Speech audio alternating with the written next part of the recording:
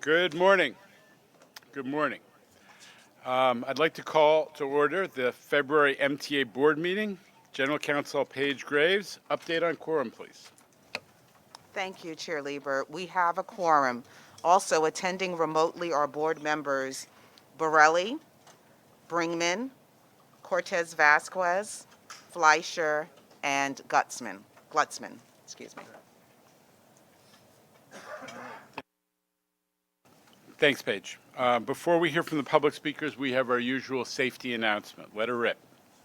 Your safety is of foremost importance to the MTA. Therefore, we ask that you listen to the following instructions.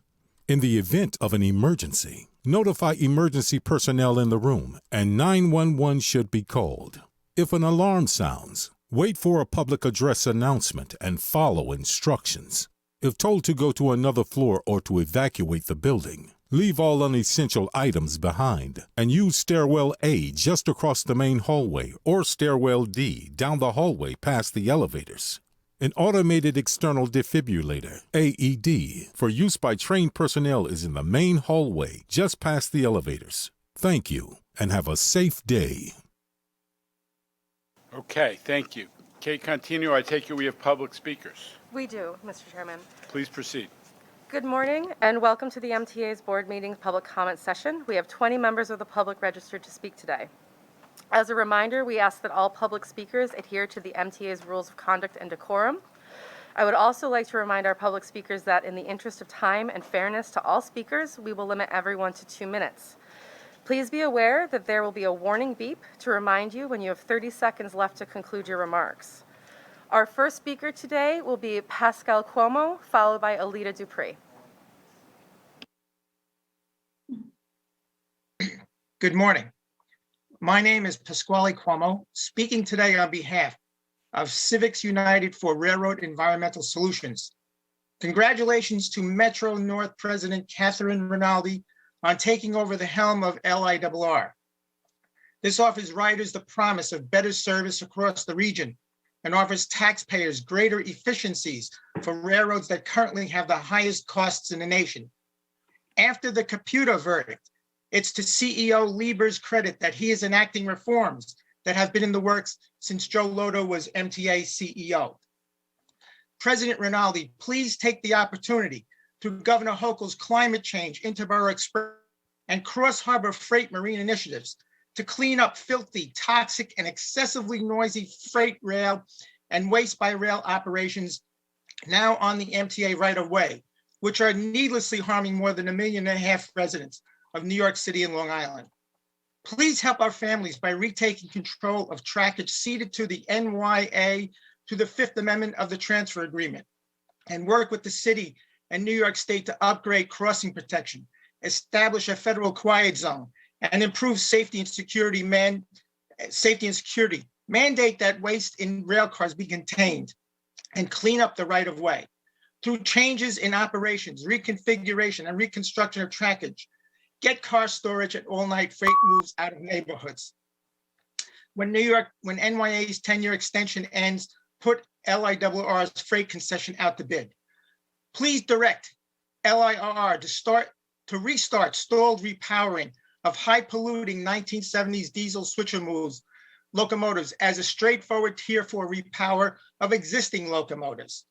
This has to include the 4 locomotives LIRR sold to NYA for a mere $25,000 after LIRR already had the appropriations to repower them, which President Eng promised. Please conclude your remarks. All $25 million is, well, all right, thank you. Thank you. The next speaker will be Alida Dupree, followed by Christopher Greif. Thank you again, Chair Jano, Lieber, and members. Alida Dupree, for the record, my pronouns are she and her. Jano, again, congratulations on being the new permanent chair and CEO. Hope you stay around for a while. We've got a lot of work to do. Never have enough Grand Central Terminal. Thought I'd show you something stately in my background. I speak of the basics, as I mentioned in committee, ADA. Hope to be back on the system soon, and most of the time I can climb out of the deep subway stations, but sometimes it's hard. So we want to work on getting all these stations done. And Omni, I'm going to use it. This new fare capping, not have to worry about whether to buy a weekly pass anymore. I hope we can make it permanent. I'm tired of damaged MetroCard stories and having to go to Stone Street to replace reduced fare MetroCards. Now, I still have the one that you sent me. It'll make a great identifier for the railroads. But we've got to bring Omni to the reduced fare system. So that way I can use it with my phone or physical Omni card and get the half fare. And I think we have a lot of work to do with our sustainability, getting the electric bus fleet and developing hundreds of megawatts of renewable energy. I think MTA already is a power company.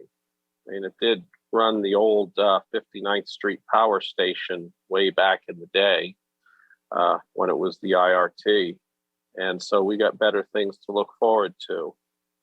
And I believe in this system that I grew up on. It's not just something that I use, but something I enjoy. A system that is legendary, and not just that, but also an institution that is stately. Thank you. Thank you. The next speaker will be Christopher Greif, followed by Deborah Greif. Good morning. I'm Christopher D. Greif, member of Transit Riders Council and actor, also chair of the subcommittee of Actors, Technology, and Information. Good morning. Yes, I'm right here live in person this time, not individual. First, I want to say, Phil Eng, we will miss you, and we will really miss you because you were a great person working with in the Long Island Railroad. Kathy, I think you're here. I'm sorry, you're right there. I'm sorry. Kathy, it will be a great honor to work with you with accessibility, and I hope we can work with Long Island Railroad and Metro North together to make it even stronger for the 2022 years. I'm also here today to support the Freedom Ticket because we do need the Freedom Ticket 100%. Since we have the Atlantic branch, which I was there with my mother, who's here behind me, we'll be also advocating as well because the Freedom Ticket does help a lot of people going to work to Queens Village, which we have the Bernard Fine Center in Queens that does transfer to 2 buses, and it saves more time for them. That is the main important thing. And also, I will support the gates, but we need to have accessibility testing it as well. Jenna, I know you mentioned it last month, and I agree with you at that, and I thank you mentioning that very much because we need to work together to make it more accessible and make sure that a wheelchair, walker, or baby stroller can get on and off safely. We need to make it very clear for a reason. And as well as I'm here to support the city ticket as well. The city ticket is very important, but remember, press, it is a single ticket, $5. It's something to try, but I really strongly support also the Freedom Ticket. Thank you, everyone. Thank you. Our next speaker will be Deborah Greif, followed by Joe Kunzler.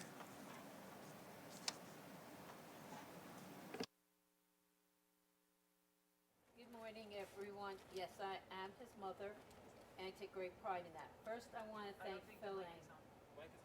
Mike's not on. And I'll do this one. Okay. Good morning. My name is Deborah Greif. I am Christopher Greif's mother. I'm very proud of that. I want to say that it's sad for me to say this. I'm going to miss you, Phil Eng, because I love the fact that I can get on and off the Long Island Railroad. When the Long Island cares, they're great helping me. I'll forever be grateful when they have to do the bridge. And please, Kathy, keep it up. And I hope also the 2 railroads can be as accessible as possible. I'm also here, so I want to support the Freedom Ticket, known as the City Ticket. Why? The reason we fought very hard for it in Brooklyn is that we have a lot of I chair the Advisory Council for Families with Developmental Disabilities in Brooklyn. We need, and we got the big help because now workers who work with our children can get back and forth quicker and in the long run cheaper, because there are times they work in East New York and they have to get out to, say, Fort Greene or even Coney Island. By taking the train, by taking that Long Island Railroad from, say, Jamaica, no, I'm sorry, not Jamaica, from any of the Brooklyn, no, it's Jamaica, and they can get back to Flatbush much quicker. then they're not late to help take care of their family's children who may be adults but need the big help. So I do hope you do this. In reference to your sliding doors, yes, I volunteer as a person who uses a walker. And yes, for you guys, I'll even go back and use my wheelchair for you to test. I'll do both. So I want to thank everybody, and please remember, I will always be here to help you. Thank you. Thank you. The next speaker will be Joe Kunzler, followed by Via Holford. Morning, my MTA friends. I want to discuss platform doors and congratulate some awesome New Yorkers today. I am happy today, so you can see behind me that the MTA realizes that this is an unsafe, unsatisfactory situation with your platforms, and the late Michelle Alyssa Go did not die in vain. I believe and have faith in an MTA with the likes of Sarah Meyer that the MTA will have accessibility testing on those gates. I also have experienced platform doors at airports and don't believe there will be serious accessibility problems. I also want to take a moment today and congratulate some folks. Starting with Board Chair Jano, it's a fair question, Lieber, on his promotion to permanent CEO and Chair of the Board. I trust you to lead the MTA to a new day, and I appreciate the MTA having a leader who cares.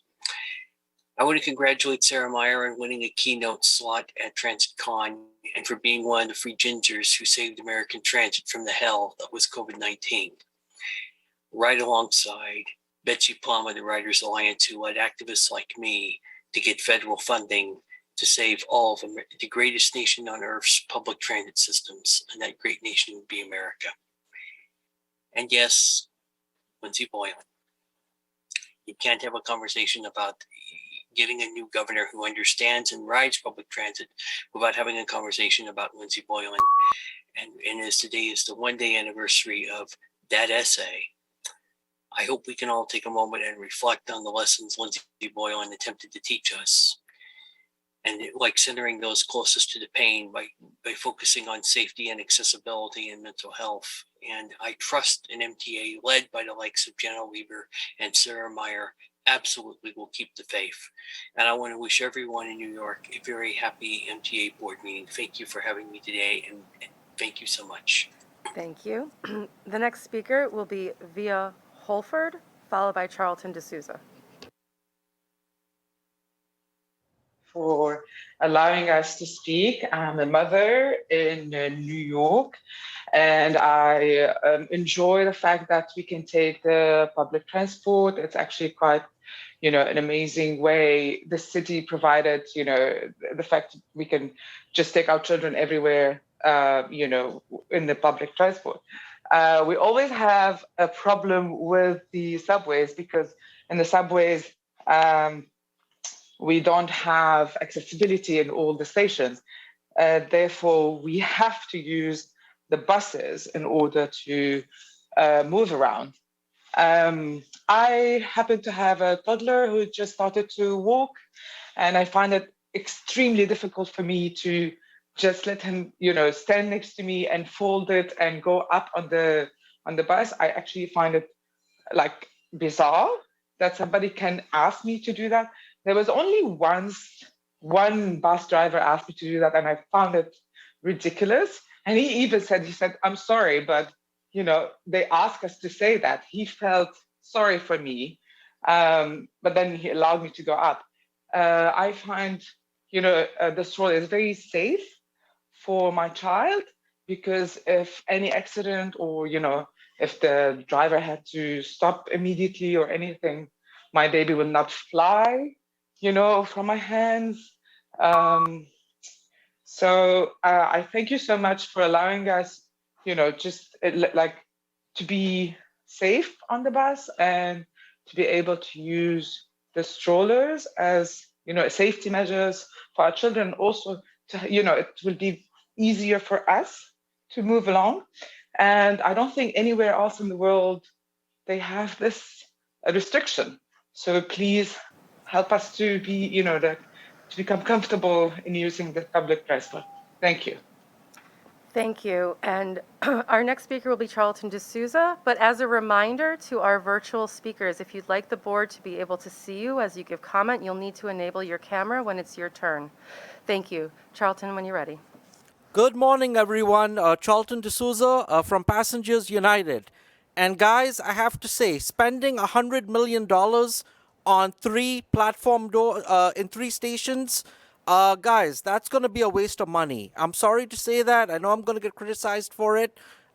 Instead, with all that $100 million, you could actually put surveillance cameras in every subway car to protect people, excluding the legacy cars, obviously. And then the other thing is, what about platform railings? They're cheaper to install, and you could actually put that in every station. Because a lot of people have complained to me that the platform doors, they just feel it's not going to work. It's going to take 30 to 40 years to install. And, we know that it's not going to work. And, if EDP wants to push someone down the stairs, they're going to push someone down the stairs. They're going to find a way to attack someone. So what we need is security in the subway. We need 300 highly trained mental health professionals to help the people in the subway system. That's what we need. Phil, I'm so proud of your legacy at the Long Island Railroad. You were the great president, best president we ever had. And in terms of the Atlantic ticket, the $60 pass needs to be cross-honored at Penn Station overnight. I'm hoping I'm going to hear some good news by tonight, Sarah. And Sarah's doing a great job as well as a customer relations. We appreciate all your help. And in terms of the buses, guys, now that the homeless are being taken out of the subway, bus drivers are concerned that they're going to be getting on the buses overnight and sleeping.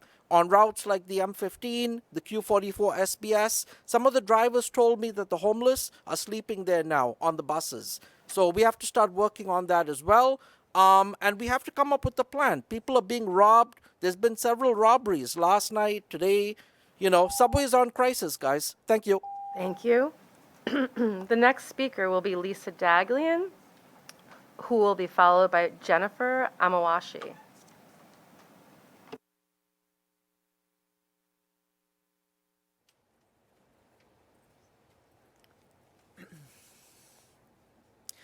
Good morning, I'm Lisa Dagley, and I'm the Executive Director of the Permanent Citizens Advisory Committee to the MTA, or PCAC. The times, they are changing. Phil, will miss you at the helm of the LIRR. You've driven the train from worst to first, OTP that is. And commuters and weekend warriors alike, thank you for all your efforts. Do you know that there's even a song entitled the Long Island Railroad Song? I'll spare you. Kathy, welcome aboard in your new dual capacity. We know that riders come first to you as well, and passengers from Wassaic to Montauk will benefit from your experience at both railroads. Changes are coming underground, too. This week's rollout of the collaborative subway safety plan will go a long way towards solving the safety concerns strap hangers have.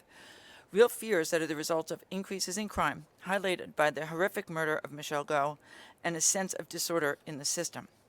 While we're glad that platform doors are being tested, we don't believe they're the answer system-wide, and they come with their own set of issues. With so many different kinds of rolling stock, alignment with cars will be very difficult. There will be accessibility issues on some platforms and not enough clearance on others. They tend to be heavy and can require major station renovations.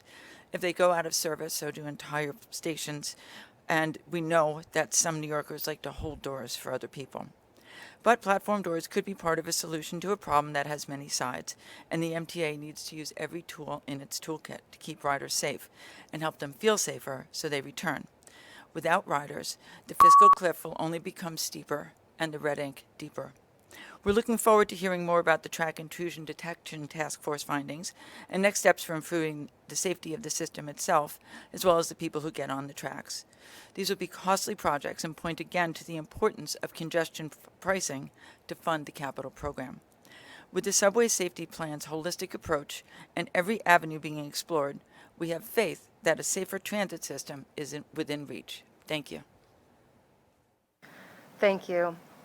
The next speaker will be Jennifer Amawashi, followed by Jill Jones. Please enable your microphone and camera.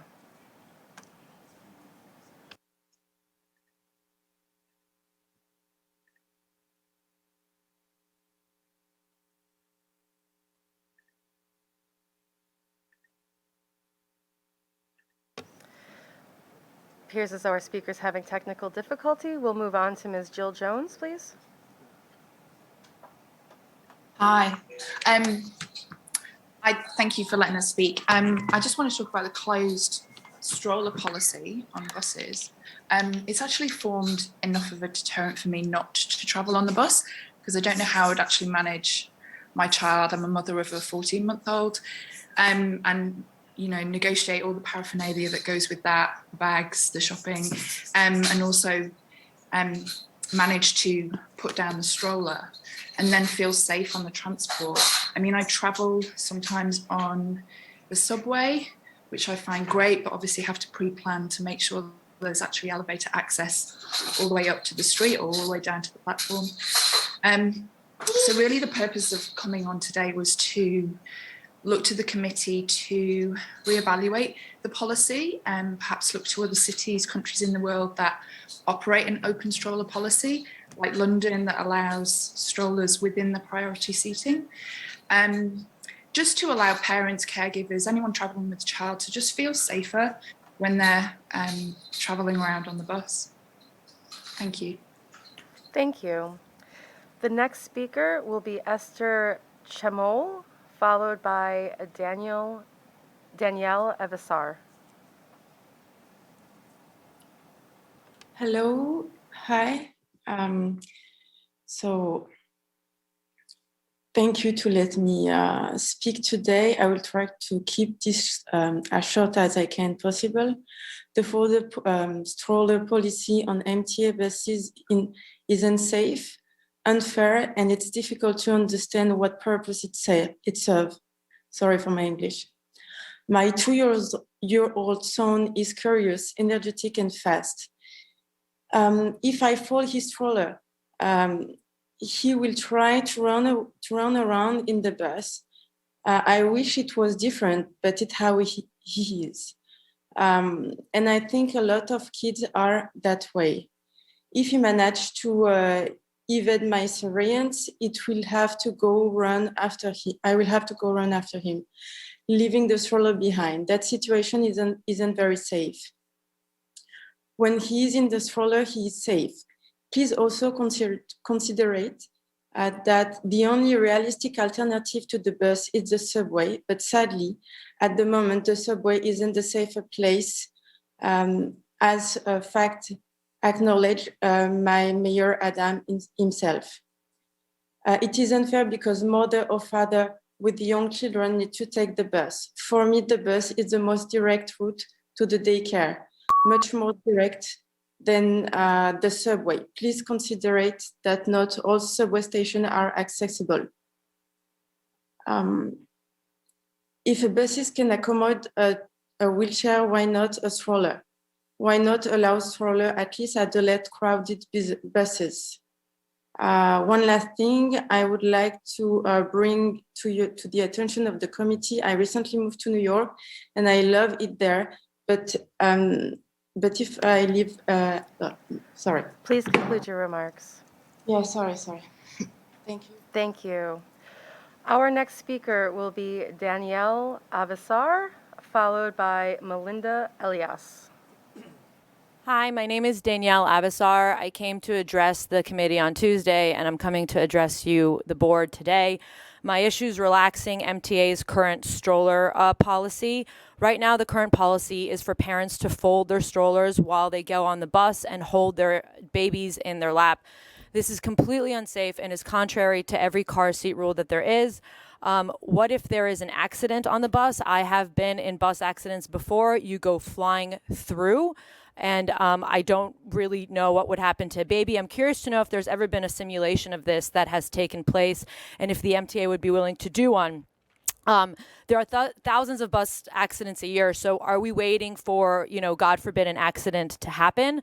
Working families depend on public transportation, especially in underserved communities. I no longer take my child on the subways due to the increasing crime. And bus drivers humiliate you. They create scenes. It's completely unfair for parents to put up with it. A petition was started in 2017, 50,000 signees and 12,000 New Yorkers signed to have the policy changed. Multiple cities in the United States, Dallas, Chicago, Washington, D.C., have relaxed policies. I don't understand how a city as progressive as New York doesn't allow for this. And shopping carts are allowed, but we don't prioritize the life of infants. I think, New York City should be a family-friendly town. MTA is a great place to start. My solutions would be to use priority seatings where elderly and disabled sit, relax the policy during non-rush hours, and then I'm very curious to know who is opposed to this change and who is benefiting from this current policy on buses right now. Thank you very much, and I hope that we see a change soon. Thank you. The next speaker will be Melinda Elias, followed by Stephanie Infante.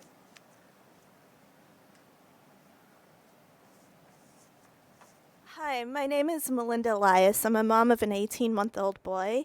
I do believe that allowing open strollers on public buses when conditions allow would go a long way towards ensuring a more inclusive public transport system for all New Yorkers. Currently, I have yet to go on either a public bus or the subway with my 18-month-old because of safety and convenience concerns. If I have to take things out and fold a stroller, carry my bag and a diaper bag, and do it while being pressed for time, if my toddler is not strapped in a stroller, I will be scared of him running off. So I also don't use the subway because in 2019, I was actually on the platform in Fulton Station when a toddler died. Being able to take an open stroller on a bus will allow my family to access more of the city than I currently can. Plus, it's an environmentally friendly too, rather than having to take a cab or a Lyft. It's also more comfortable and less stressful for our toddler. Consider what it means to have to wake up a sleeping toddler because you have to fold a stroller. Requiring all strollers to be folded on buses places an undue burden on parents and caregivers with small children and babies in strollers. It is in essence discrimination. Furthermore, there are steps that can be taken to minimize the risk of having open strollers while making buses more family-friendly. In my home country of Singapore, for example, open strollers are allowed on public buses. However, there are a few rules and recommendations that busgoers have to follow. I'm just going to list a couple. They are recommended to be a compact size. Passengers with wheelchairs have priority for wheelchair space and boarding, but then caregivers and parents with kids have second priority before other passengers. And parents and caregivers have to lock brakes, hold the stroller at all times, and are responsible for the safety of the child when on the bus. And they cannot have their stroller block the aisle or entrance and exit. I encourage you to consider designing future... Sorry, I'll stop now. Thank you. Thank you. Our next speaker will be Stephanie Infante, followed by Laura Roth. Hi, my name is Stephanie Infante, and I work for the Center of the Independence of the Disabled as a benefits counselor, and I'm also a user of Access-a-Ride and the pilot program. And I just wanted to talk about my experience with Access-a-Ride as benefits counselor and as a consumer. I really, really, really hope that at some point we get the pilot program back up and running with more vendors. Right now, we took away curb, and that has definitely halted service. I'm unable to reach cabs. I'm unable to reach dispatchers of any kind. So I really, really hope that at some point we can reopen the pilot program and add more vendors for our consumers and for people with disabilities, since it is definitely difficult to navigate the subway stations. I'm also here to talk about the barriers that they're wanting to add on trains. I definitely think there are some issues with that, but I believe it will help people with disabilities in the long run. I know, again, there are going to be some issues with that, with the ADA and stuff like that, but I do believe it'll definitely be safer for people with disabilities in the long run. Thank you for allowing me to speak on behalf of my consumers and myself, and I hope to see some changes in the coming months for the pilot program and Access-a-Ride. Thank you. The next speaker will be Laura Roth, followed by Matt Kemper. Thank you for the time. As has been echoed by many of the other parents on this call, it is imperative that we are allowed to bring our strollers onto the buses. As you can see, I have a toddler. As many mothers have already echoed, they can run around and it can be very unsafe, especially without any seatbelt access on the buses. What would be much more safe would be to allow us to leave them inside of the stroller. And for those that have infants and newborns who are not even able to stand, much less sit unassisted, it's essentially impossible to fold a stroller while holding a child at the same time. So with all of this in consideration, I think it's up to allow the parent to decide what is safest. For some parents, that might be that they need to leave their toddler out of the stroller and hold them. But for many of us, as you can hear, it's very important that you allow us to do that and have that moment. I agree with many others that handicap seating should take priority. However, there are many unforeseen circumstances that would require a parent to take a bus or public transportation, like a downpour or, a toddler who's time to eat or have a bottle. So please consider this. And I think my main point is just allowing the parent to make that decision of whatever they feel is safest for that child and taking that power away from the MTA. So thank you so much for the time. Thank you. The next speaker will be Matt Camper, followed by Michael Ring. Good morning, everybody. First, to Phil, I want to congratulate you, as I said on Tuesday, on your retirement. It is well deserved. The accomplishments you made with the on-time performance with the Long Island Railroad over the last 4 years is tremendous. The Train Time app, I love it. Your team really did a tremendous job with that, and I wish you really nothing but the best with your future endeavors. And to Kathy, I'm looking forward to working with you and your team on many things to come to make the Long Island Railroad better for all riders. Now, next, I want to talk about LIRR fares today. I am a reduced fare rider along with a lot of other riders who I know personally, and I feel that the policy that's been in effect for years of where LIRR and Metro North riders cannot use their reduced fare rides on morning peak trains. Who came up with that idea back whenever that was?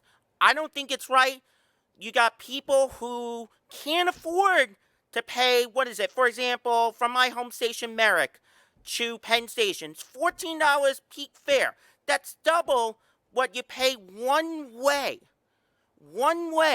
just to get to Penn Station with a reduced fare, and $7 more. I don't think it's right at all.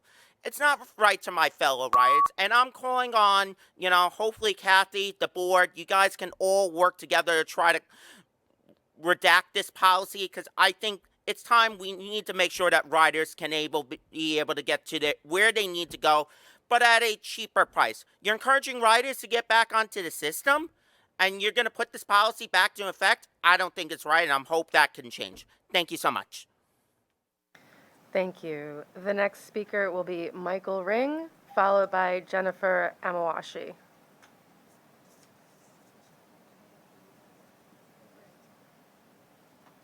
Hi, my name is Michael Ring. I'm speaking for Disabled in Action. My visual description is I'm a 58-year-old cis white male, nothing special. I hope everyone here is having a good day.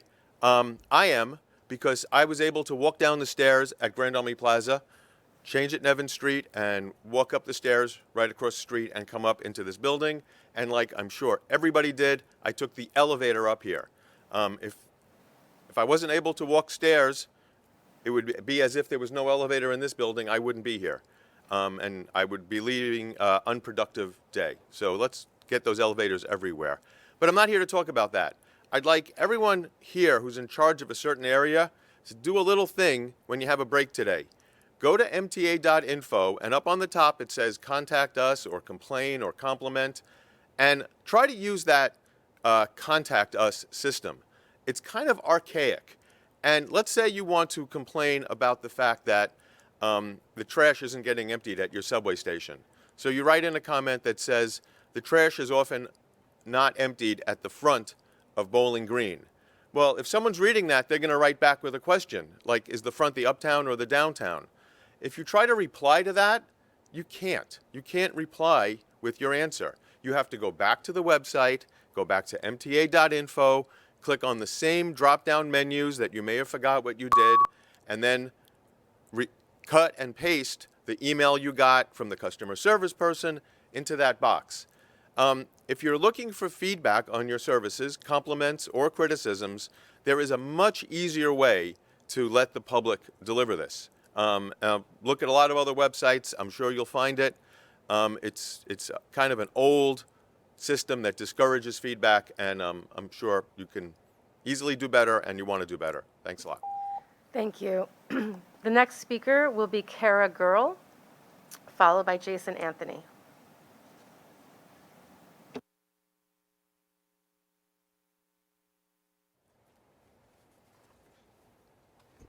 Good morning. I'm Kara Girl, Research and Communications Associate at the Permanent Citizens Advisory Committee to the MTA, PCAC. There are many changes coming next month, many good and some bittersweet. First, we're sad to say goodbye to Long Island Railroad President Phil Eng, but thank him for his leadership. We're happy to welcome Kathy Rinaldi to her new role leading Long Island Railroad and Metro North, and even happier that new fare options are beginning shortly. But of course, we'd be happiest if our full Freedom Ticket proposal became reality, with discounted commuter rail tickets for peak and off-peak travel within the city, plus free transfers to subways and buses. We'll continue to advocate for its broader implementation. We're glad to see that Atlantic Ticket will continue. It's helped thousands of Southeast Queens commuters cut their once 2+ hour one-way commutes to under an hour. The expanded City Ticket will help bring more affordable commuter rail fares to riders around the city during off-peak travel, and we'll continue to support it to ensure the program's success. We're also thrilled that our proposal for a 20-trip ticket at a 20% discount will become reality. Communicating that better fare options are coming is key to making sure as many riders know about them as possible, and it's encouraging to see so many ads around the system highlighting the programs. With 7 more Long Island Railroad stations slated for ADA improvements, Atlantic Ticket will be an even better choice for many Southeast Queens and Brooklyn riders, and for City Ticket users too. As service plans are being developed for both East Side access and Penn Station access, permanent fare discounts must be incorporated, allowing even greater and more affordable and equitable access for both Long Island Railroad and Metro North riders. We also encourage you to steadily increase service to keep pace with return to office, and as Platform F enters regular service, ask you to retain the one-seat ride to Atlantic Terminal during rush hours. These new fare options and project completions will help bring more riders on board. As they prove successful, we ask that you expand them to include peak travel and transfers to the subway and bus with Freedom Ticket, helping to bring even more riders back on board and hopefully getting drivers out of cars. Thank you. Thank you. Our final speaker will be Jason Anthony.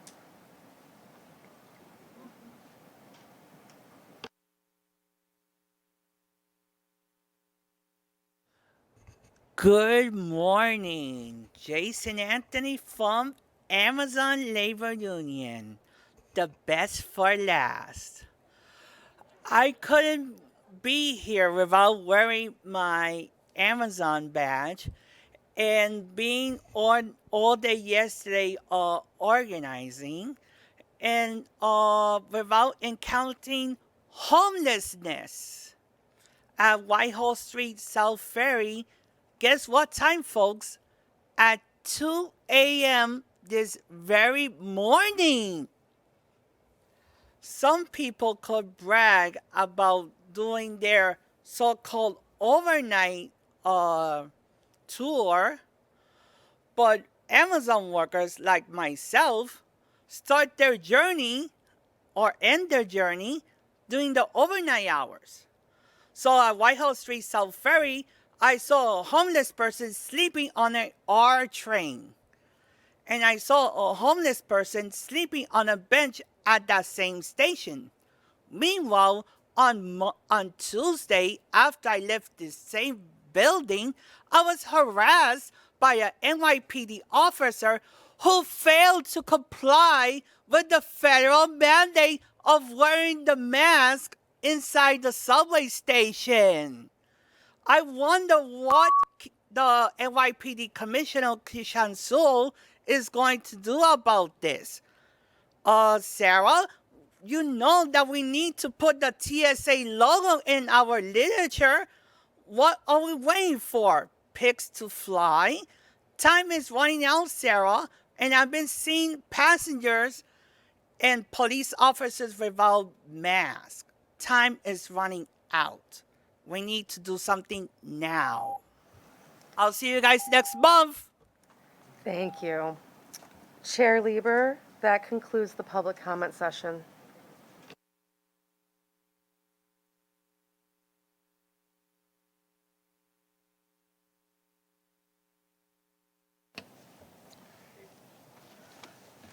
Thank you, and thank you to our public speakers. We had some new issues raised this time, and I'll talk about it later, but we're going to start to dig into some of the questions that were raised in the in the public comment period, and we'll be back to the board on that. And I have my... Oh, got it. Okay, thanks. Okay. Thank you to everybody for joining this month's meeting. This is an exciting moment for the agency. Spring's around the corner, and I know we're all hopeful that the new season is the start of a new chapter for the MTA after facing challenges with Omicron, crew shortages, and sometimes stalled ridership in these past few months. Not to mention, of course, winter weather. This photo on the screen was taken during the last big storm this month. We quickly forget, but for the workforce, it's not forgotten. Our bus, subway, and commuter rail workforce really rose to the occasion once again, maintaining a huge amount of service, a huge amount, while the region was socked with up to 2 feet of snow. Kudos to all of our workers. The key stats are turning around. As you can see, ridership has been steadily on the rise, total transit ridership that is, for the last couple of weeks. Weekday subway ridership, which has been for a long time our flagship benchmark, surpassed 3 million for several days this month for the first time since Omicron surged. That's an increase of almost 50% since the low point of that COVID resurgence. The next milestone we're shooting for will be 3.4 million. That was our last pandemic-era high before Omicron. Subways tend to be cited as our bellwether, as I mentioned, but buses and railroads were also showing positive trends. Buses are regularly carrying 1.3 million riders a day with more than 20,000 daily trips on paratransit. LIR and Metro North are serving 45 to 50% of pre-COVID ridership, sometimes, and even higher on the weekends. Higher on the weekends. The pattern of people choosing to use transit when they have discretionary activities, nights and weekends, continues, and it's a very, very good sign. Returning riders are experiencing top-tier service, with 83% customer journey time performance for the subways, 75% for buses, and more than 98% OTP on the 2 railroads. Wow. Because of this is a milestone for Phil, I took a look today at Long Island Railroad performance for yesterday, and it was in the mid-97 percentile. Amazing. Service delivery has shot up in tandem with ridership. On the subways, it's back to 92% service delivery, maintaining an upward trend that began last fall. We've been able to hit those targets thanks to a sustained effort to overcome crew shortages. Craig Cipriano and his team in the short term have done an amazing job of adjusting schedules on the fly to preserve service at every one of our 472 subway stations and every one of our bus stops.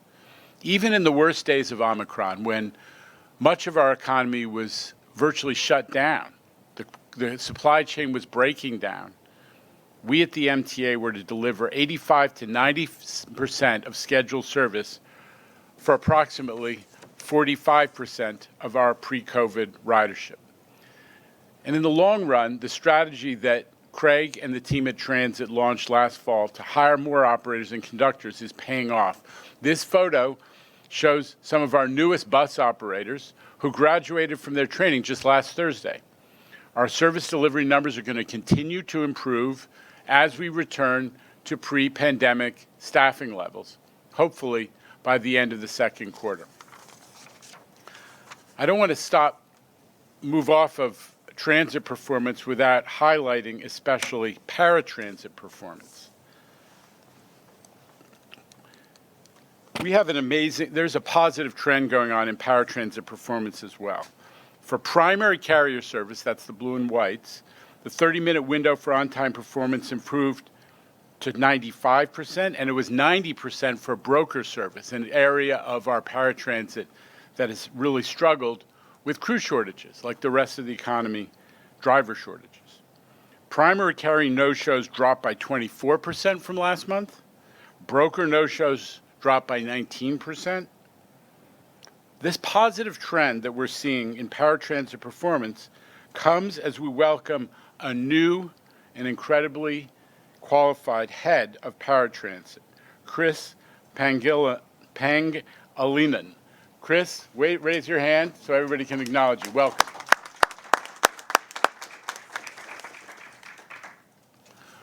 More to follow. Paratransit is going to keep making progress. We're determined.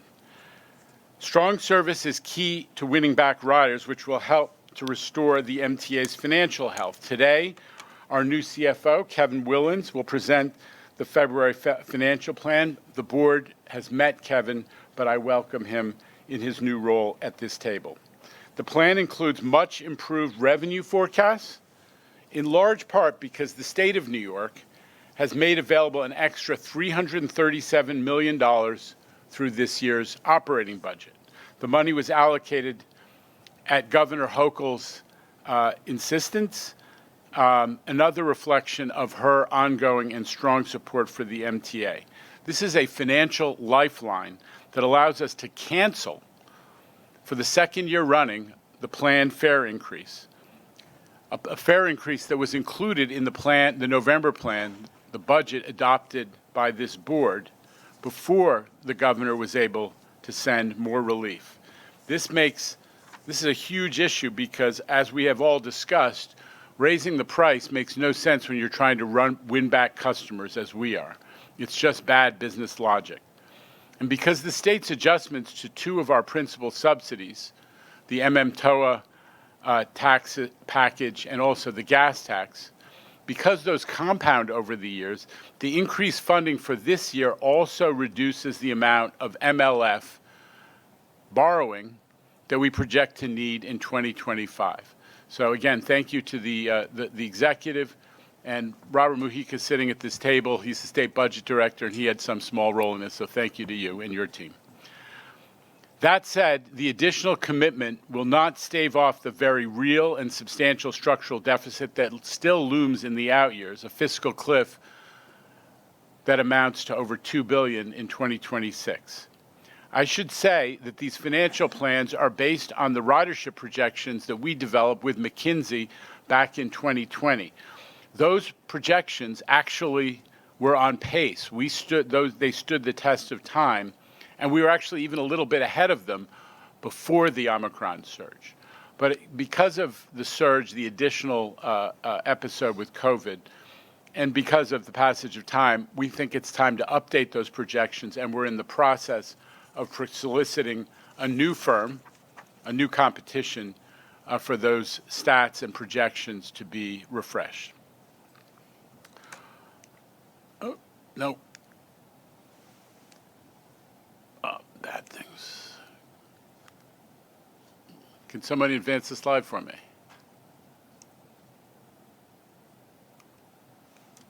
Okay. One of our strategies to get people back to transit, in addition to canceling the scheduled fare increase, was to adopt new fare promotions. These are the discounts that were developed last year by the board staff Fare Strategies Working Group, and they're going into effect next week. Chief Customer Officer Sarah Meyer, we're always thrilled to have our team lauded from the speaker's podium, so congratulations on that, Sarah. But Sarah's going to talk more about these in just a few minutes. But I want to again thank the board for their participation and hard work on this issue. We are going to start another board staff working group in the next month. This is a pattern we're going to keep going. Overall, it's great timing. These discounts are great timing for the return to office that we're seeing. We're keeping base transit fares flat, and we have these new discounts. And the city has upped its funding commitment. We heard about that this week for the Fair Fares program. The program provides discounted Metro cards to low-income New Yorkers. They've restored about half of what the prior administration took away during COVID. That is really, really important. It's been something I've been talking about since I took over the chair. Now, with funding for Fair Fares restored, we're going to focus on raising awareness We have to do this. Another job for Sarah Meyer. And also just getting more people enrolled. Just a fraction of those who are currently qualified, even with the low eligibility threshold, just a fraction of those who qualify are currently signed up. And this is a point I haven't emphasized up to now. Of the people who are signed up, less than half are regular users of their half-price MetroCard. We need to roll up our sleeves and work with our partners in city government to make sure that people who have the benefit understand that they have it and that they use it to take advantage of the access to opportunity, to jobs, and to everything New York has to offer. I want to acknowledge always when I talk about fair fares, the leadership of our board member, David Jones. Thank you, David, and thank you to the Community Service Society for all of your work on this. Our work with City Hall also extends to safety. Last Friday, I stood with Governor Hochul and Mayor Adams as they unveiled a comprehensive subway safety plan that prioritizes outreach and services for homeless and others who are living in our system or housing in our system who are suffering from mental health issues. This is what we've been waiting for. From the start, both the governor and the mayor have been focused on transit safety intensely, and on behalf of all New Yorkers and all users of the MTA system, I want to thank them from the bottom of our hearts. In addition to the detailed plans to get needy people into services and out of the subway, the MTA welcomes the mayor's commitment, very clearly stated, to ensuring that the subway's code of conduct is in force. We cannot continue to ignore violations that endanger our riders and impede service. That means, and I said this last week, no more open drug use, no more smoking, no more oversized shopping carts, some of which have been set afire in train cars, no more sprawling out on the platform or on our train cars. People who are abusive to our staff and to other riders, people who are yelling and ranting, we want them to get the help that they need. We feel compassion for them, we have to, but they can't stay in the subway. By working with the city and the state, I'm convinced that we can fix these conditions and welcome New Yorkers back to a system that is safer and also feels safer. On a related note, and it was the subject of a fair amount of press yesterday and today, C&D President Jamie Torres Springer is going to have an update on what the Track Trespass Task Force has done so far and what they're recommending. He'll be reporting on all the work that they've done and sharing recommendations for a potential pilot that can help us address the complex, multifaceted issues we've been facing for some time, including the idea of a pilot for platform doors at least 3 stations, at 3 stations. This fresh look that team took has been underway for some time now, since the fall, when I first noticed that there was an uptick of 20% in track intrusion incidents.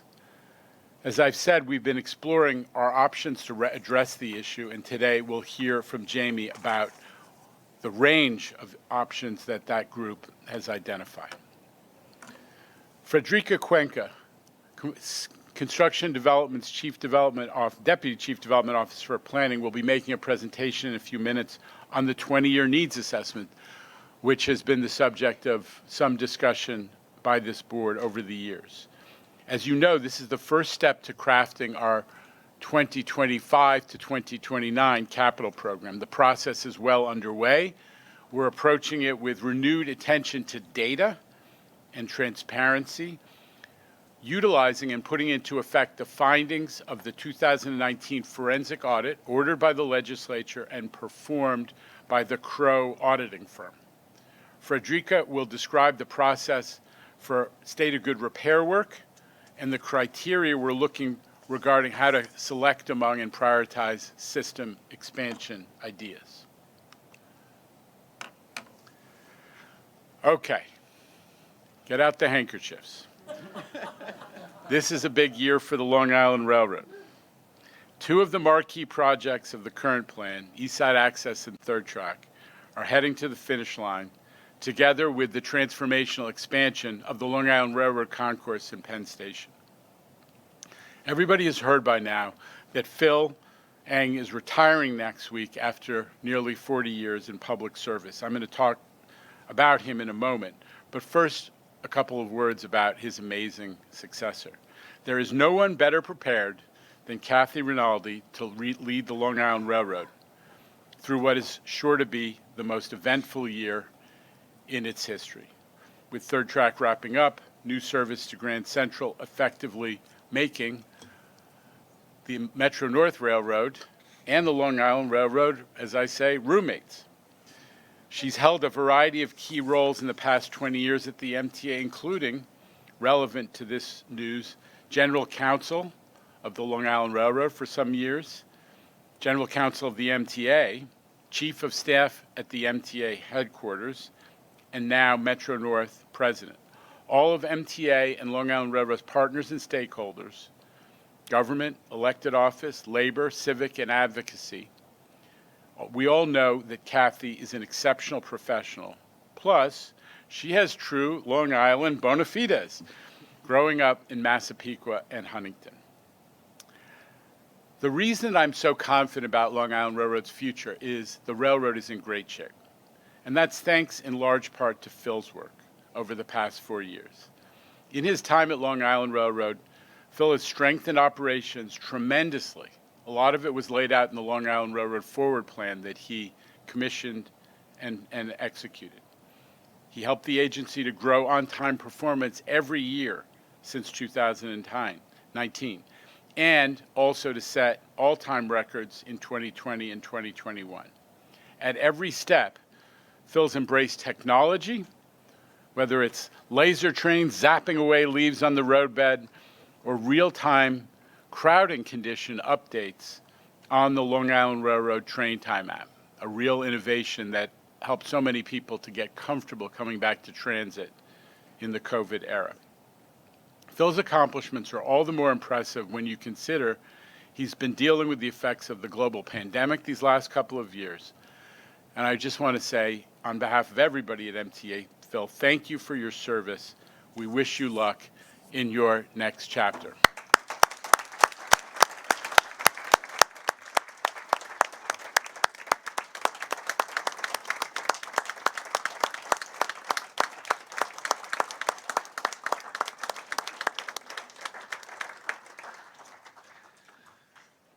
Okay.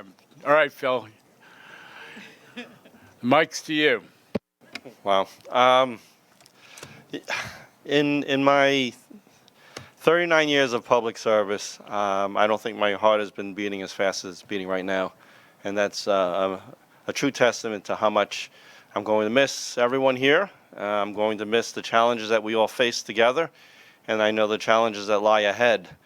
But it's because of everyone in this room and the workforce that is outside doing the jobs that they do.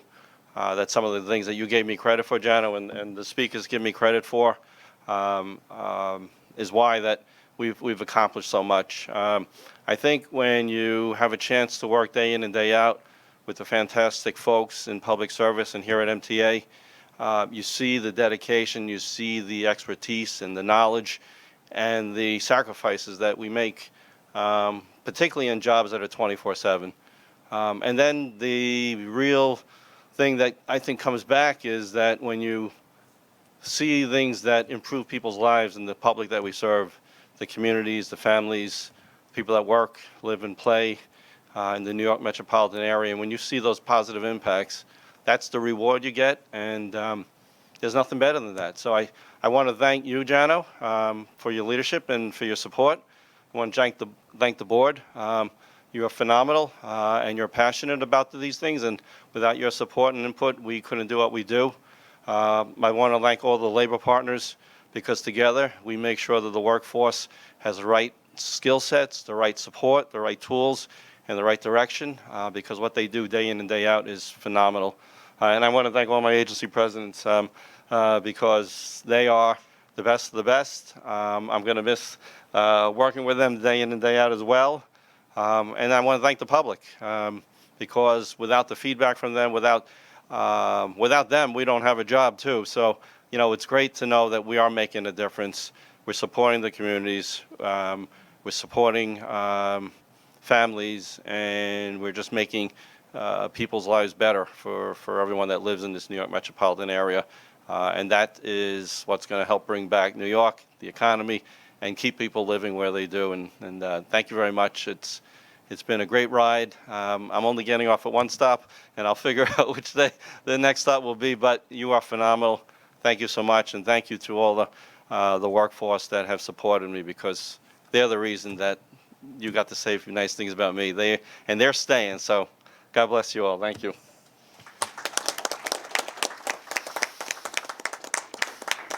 Can I say something? Board Member Mahaltis. Phil, as someone who rides the railroad first and then gets on the subway, just wanted to say thank you from the bottom of our hearts for everything you've done for us. You've always been very responsive and very professional, and we wish you the best of luck in whatever's next. We're going to miss you. Well, thank you, and we're going to continue to find ways to celebrate those accomplishments and your accomplishments. So thank you. At this point, I want to call on. We're going to go from poetry back to prose, and we're going to hear from Chief Financial Officer Kevin Willens about the February financial plan. Kevin.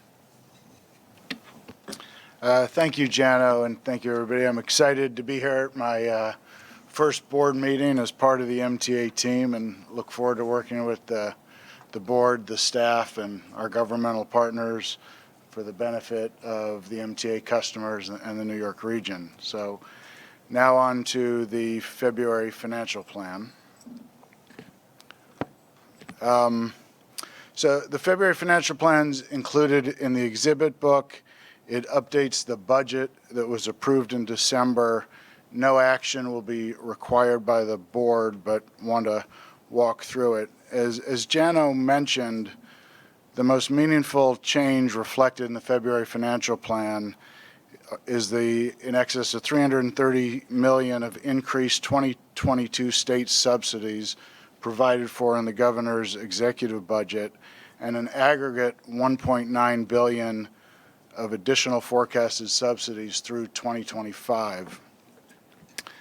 The results of these changes are reflected in the bar chart, which shows the sources needed to balance the budget through 2025. And what you'll see, the green bars, which are the new bars from what was approved in the budget, are these additional funds from the MMTOA account and petroleum business taxes that will flow to the MTA to, in addition to our traditional dedicated taxes and operating revenue that will work towards balancing our budgets.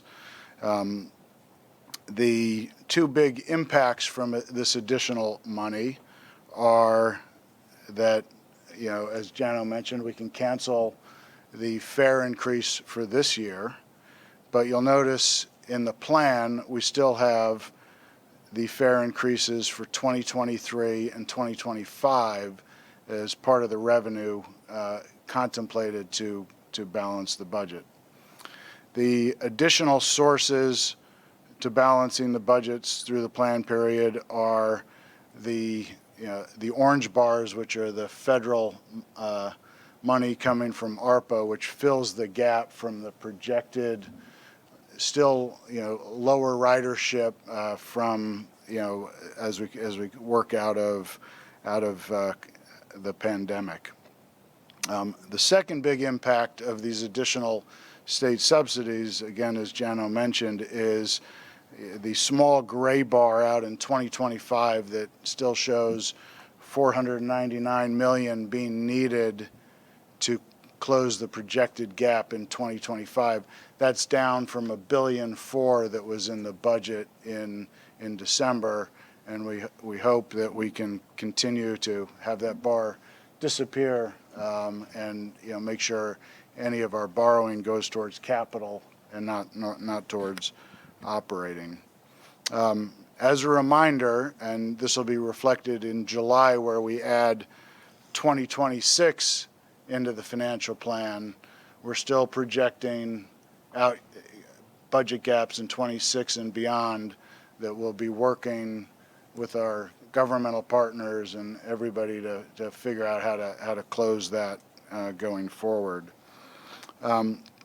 Just a quick comment on year to date that we discussed in Finance Committee. Omicron certainly had a negative impact on fare revenue in January, close to $100 million of lower revenue.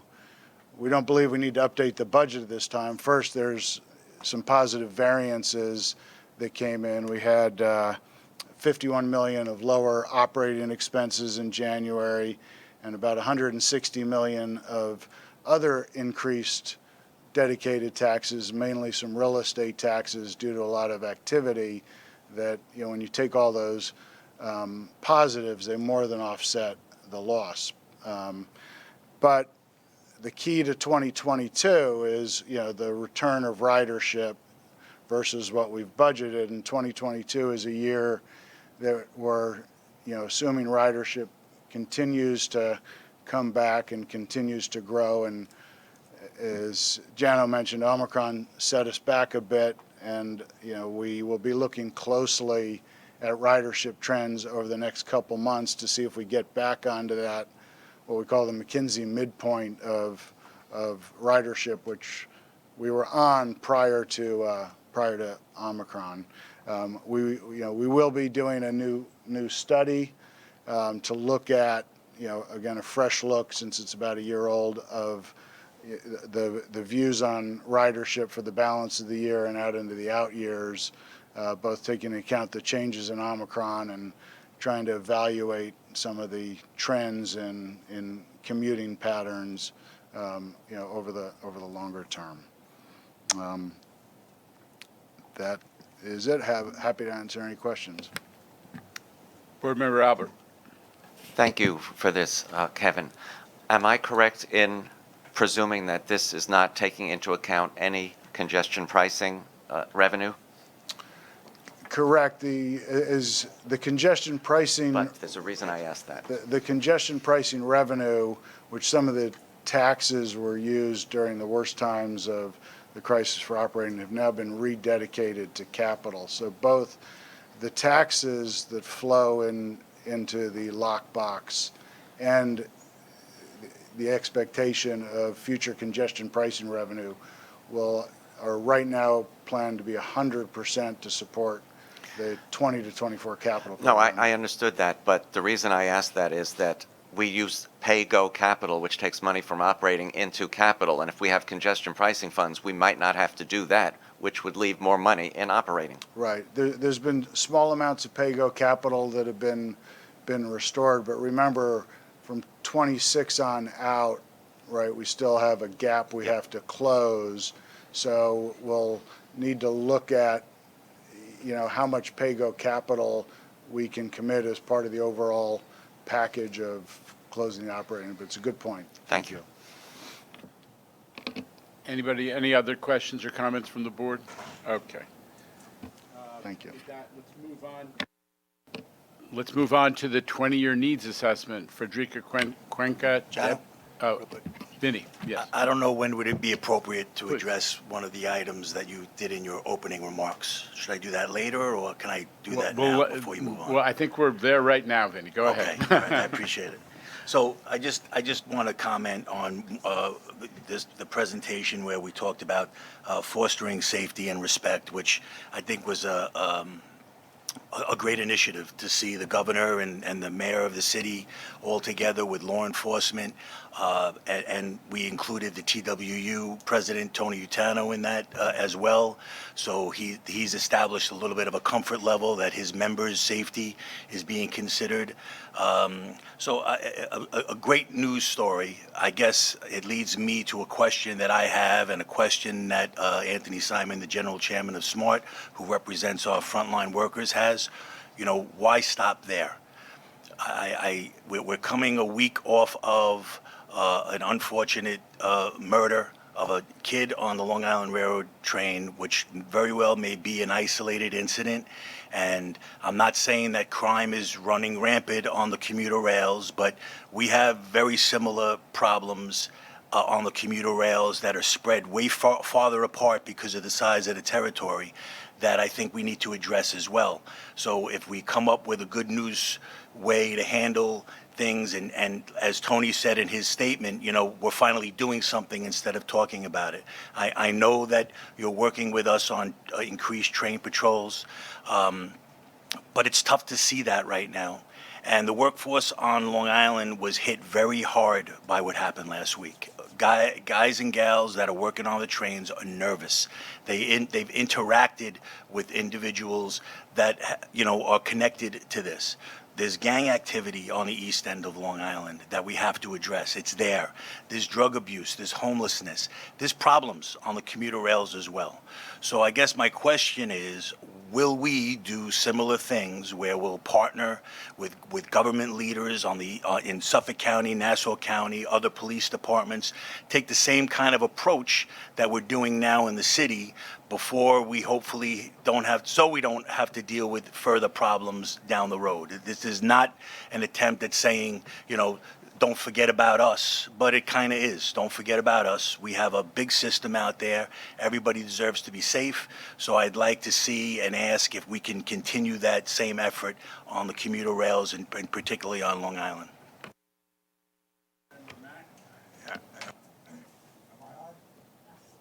Okay. I'm aware of your problem, and the Nassau County Police Department, working with the MTA Police Department, working together, and we'll try and resolve all of those issues, and we have a good relationship and a good working. Okay. Well, thank you for for your comments, Vinny. Thank you, Board Member Mack.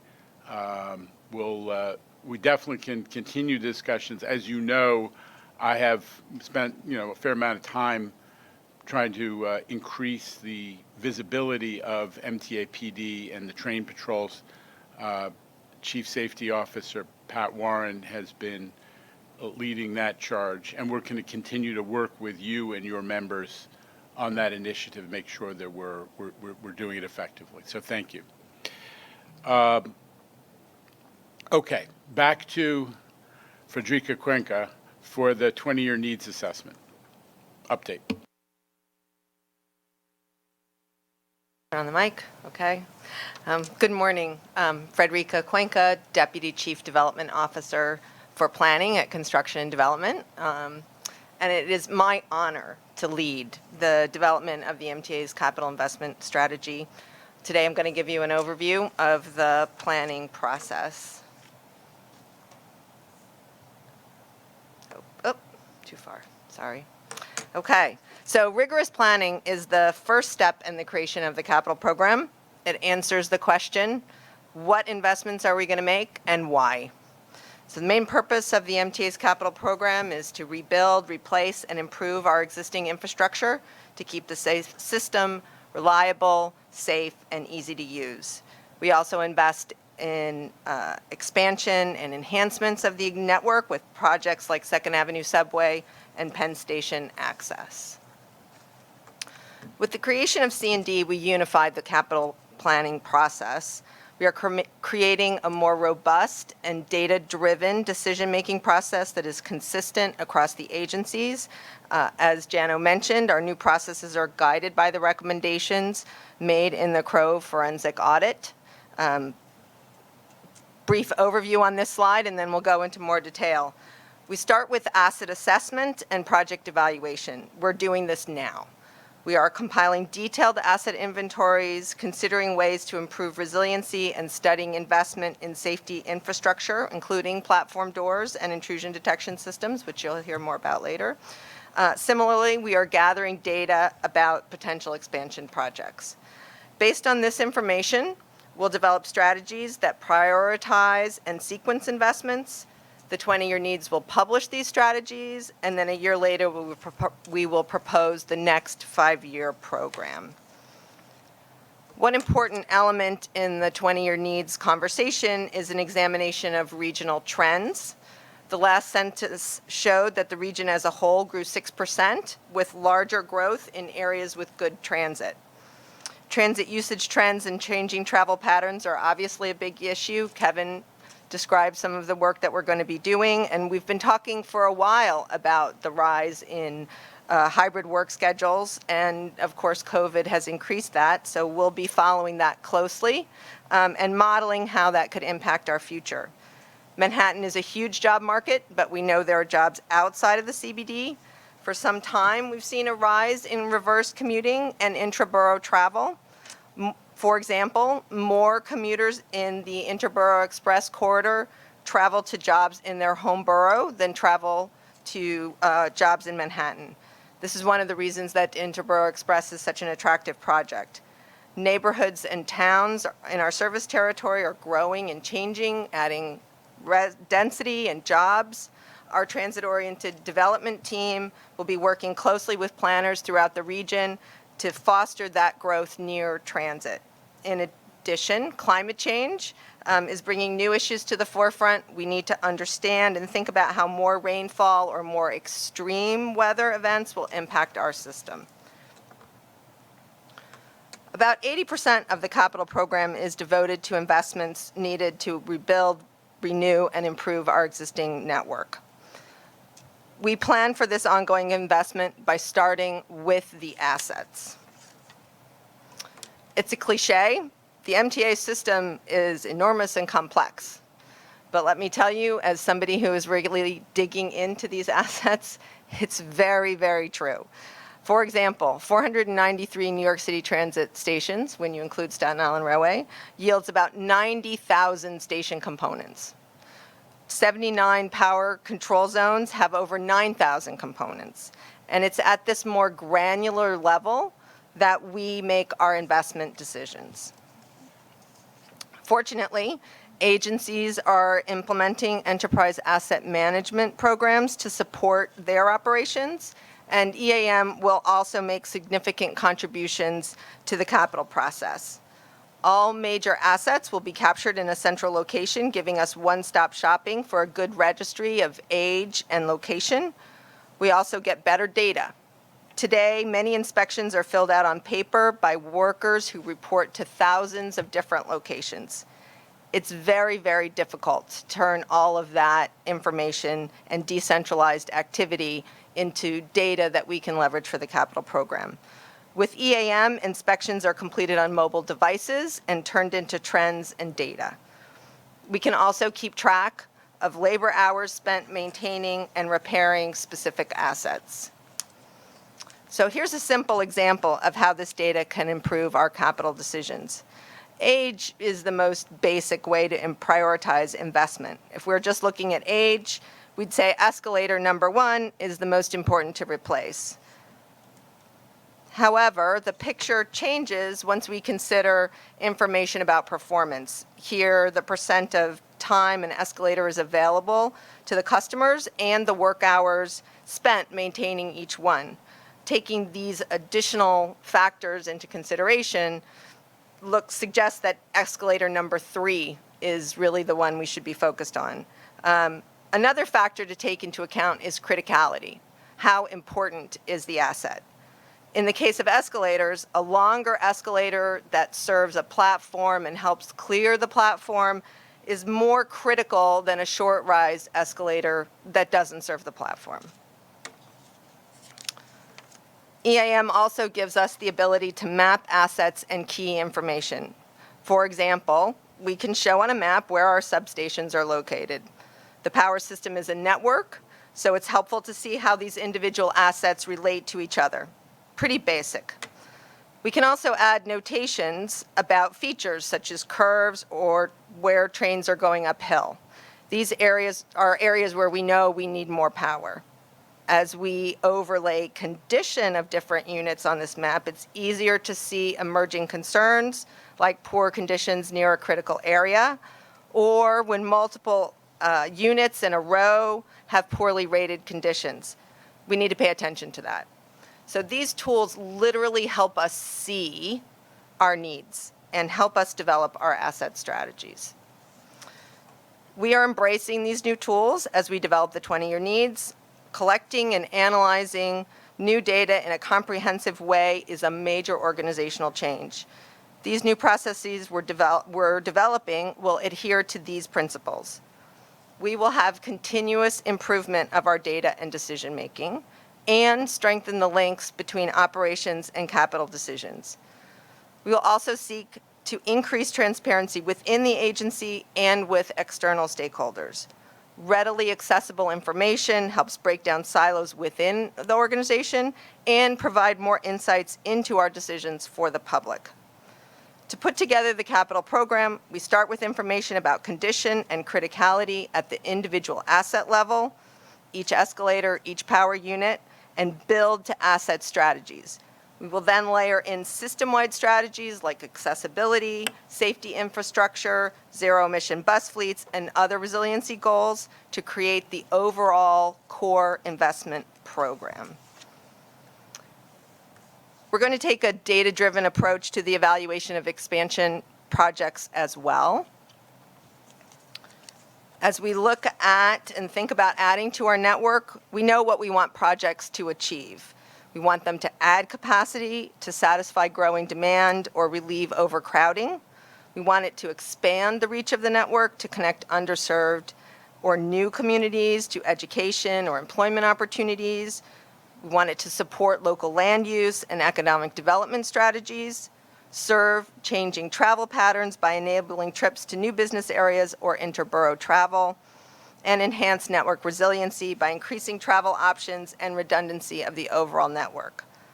The projects that we have underway check these boxes, and there isn't a shortage of new ideas on what the next project should be. As we mentioned, Interborough Express is a prime candidate, and we're continuing to analyze and advance that project along with many others. Each of these projects will be comparatively evaluated against our investment principles to understand the relative costs and benefits. Over the next year, we will be preparing a common set of metrics on each of these projects. This data will include a wide variety of information, data on ridership, travel time, contributions to network capacity, and resiliency. We also need to consider geographic distribution throughout the service territory and benefits based on income, race or ethnicity, and age. These metrics will serve as a foundation for a regional conversation among stakeholders about the merits of these projects. This dialogue will be reflected in the 20-year needs. Okay, so what are our next steps? As you can imagine, we are planning away like crazy. We are working on the asset strategies and preparing the data for evaluation of the projects. Next steps are a public discussion in the spring of next year. We want people to have a better understanding of the contribution these many different assets make to their daily commute, so we'll be providing an overview.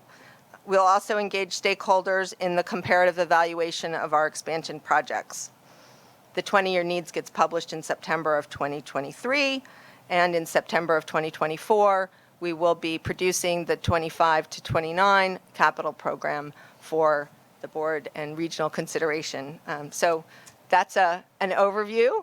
Happy to take any questions, and I look forward to participating with all of you as we develop this program. Questions or comments on this? Board Member Brown. Yeah, thank you, Federica, for a very clear and enlightening presentation. I got a question for you, though, here with regard to how the enterprise asset management piece and the 20-year needs assessment piece, how those will dovetail with the open data legislation requirements, and how much organizational, gravity do you have to apply to that open data legislative requirements, if you can follow my muddled. Yes, it's something that we're definitely going to need to take a look at. I'll point out that, for example, some of that data, we should not be making public. it goes to the safety and security of the system. So we of course will not do that. But we do want people to understand the decisions that we're making. So this is something that we will be giving close attention to, and I will be working with all of my partners in the organization to fulfill our mandates, but to do so in a way that is, appropriate for the organization. Thank you. Board Member Poor.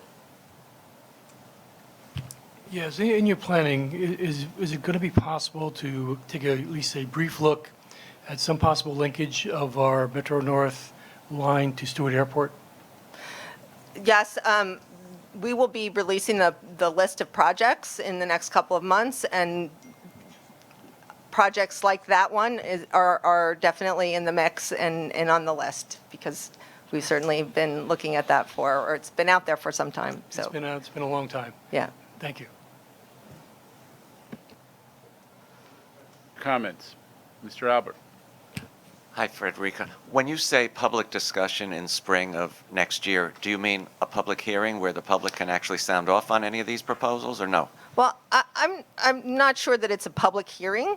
That can be part of it, I guess, but I think we really want to have a more dialogue-based interaction with the public on the projects and providing insight into our assets and our asset strategies. How would that dialogue take place, if not at a public hearing? Online? Well, I mean, I'll point of personal privilege. I mean, hearings tend to be like we line up and then we put a microphone there and people, it's a one-way conversation.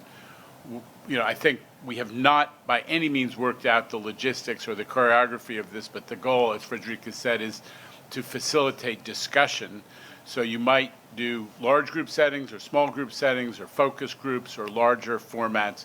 There are a lot of different ways. The point is a strategy for public dialogue on the 20-year needs before it becomes finalized and becomes public as the basis for our capital program. Okay. Thank you. Anybody else? This is emblematic of something I think I said 6 months ago, which is that we're going to try at every board meeting to give you a significant presentation on something of real importance to this agency. We got a couple of them today, so let's continue on. Sarah Meyer. Thank you. Hi, everyone. So thanks to the board's actions, we are thrilled to be rolling out fare promotions starting tomorrow. Really excited to be launching the monthly ticket package, the 10% off, the 20 trip ticket, as well as a city ticket, which launch tomorrow. Because of that, we've also plastered the system with posters and digital screens. Also done small media buys on social media and in newspapers. So just to remind everybody, the goals of these fare promotions: attract those lapsed customers, incentivize infrequent riders to travel more often, but also keep the MTA on solid financial footing. We have two very distinct campaigns here that have launched. The one on the left is for Omni and the fare capping program, and one for the railroads, taking advantage of our really amazing digital screen network. We're also filling in on print where and wherever we can. Here's an ad on the back of many of our buses. I think when we initially launched named the Omni system, I always wanted to do an omnibus play on words here, since the first type of public transportation really in New York City was the omnibus. So really excited to bring out some transit nerd fun here. Says a lot more about me than I want to reveal, but anyway, doing all we can to get the Omni name out there everywhere. We're also using the very universal language of emojis, understood in all languages. We have a great campaign in train cars demonstrating again that 12 paid rides gives you a 13th and on free ride. So really exciting, and bringing a whole new meaning to Saturday Night Fever on the trains. Okay. Switching gears, to the railroad promotions. Here's one of our really eye-catching ads you'll see on social media and on digital screens, in railroad stations and on screens and in cars. Also, making sure we are translating everything into our Title VI languages, putting these out wherever and however we can, both online and in stations. Here's an ad on the 20-trip ticket aimed at that sort of new hybrid work reality. We will closely monitor this package to see if it grows ridership or takes away from that monthly trip ticket, hoping that it does both and that it just really increases ridership and adapts to the changing work habits of New York City visitors. Okay, this is the ad on the 10% off monthly tickets. Really fun. Looks like the universe just slipped you a few bills. Welcoming back Long Island Railroad and Metro North with an extra 10% off your monthly ticket. Okay, this is the new ad for City Ticket, valid for all off-peak times intra-city travel in one direction.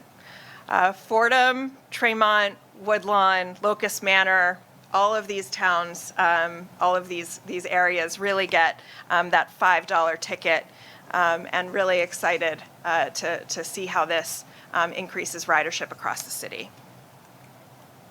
And then we're doing more to really focus on Atlantic Ticket and promote it more. And I'm really excited to be sitting next to Frederica, who helped launch this, doing all we can to get that word out about the ticket. It is valid in the peak. That's the sort of little complication that we're working through on the messaging. This ticket is valid in the peak, $5 between Southeast Queens and Brooklyn.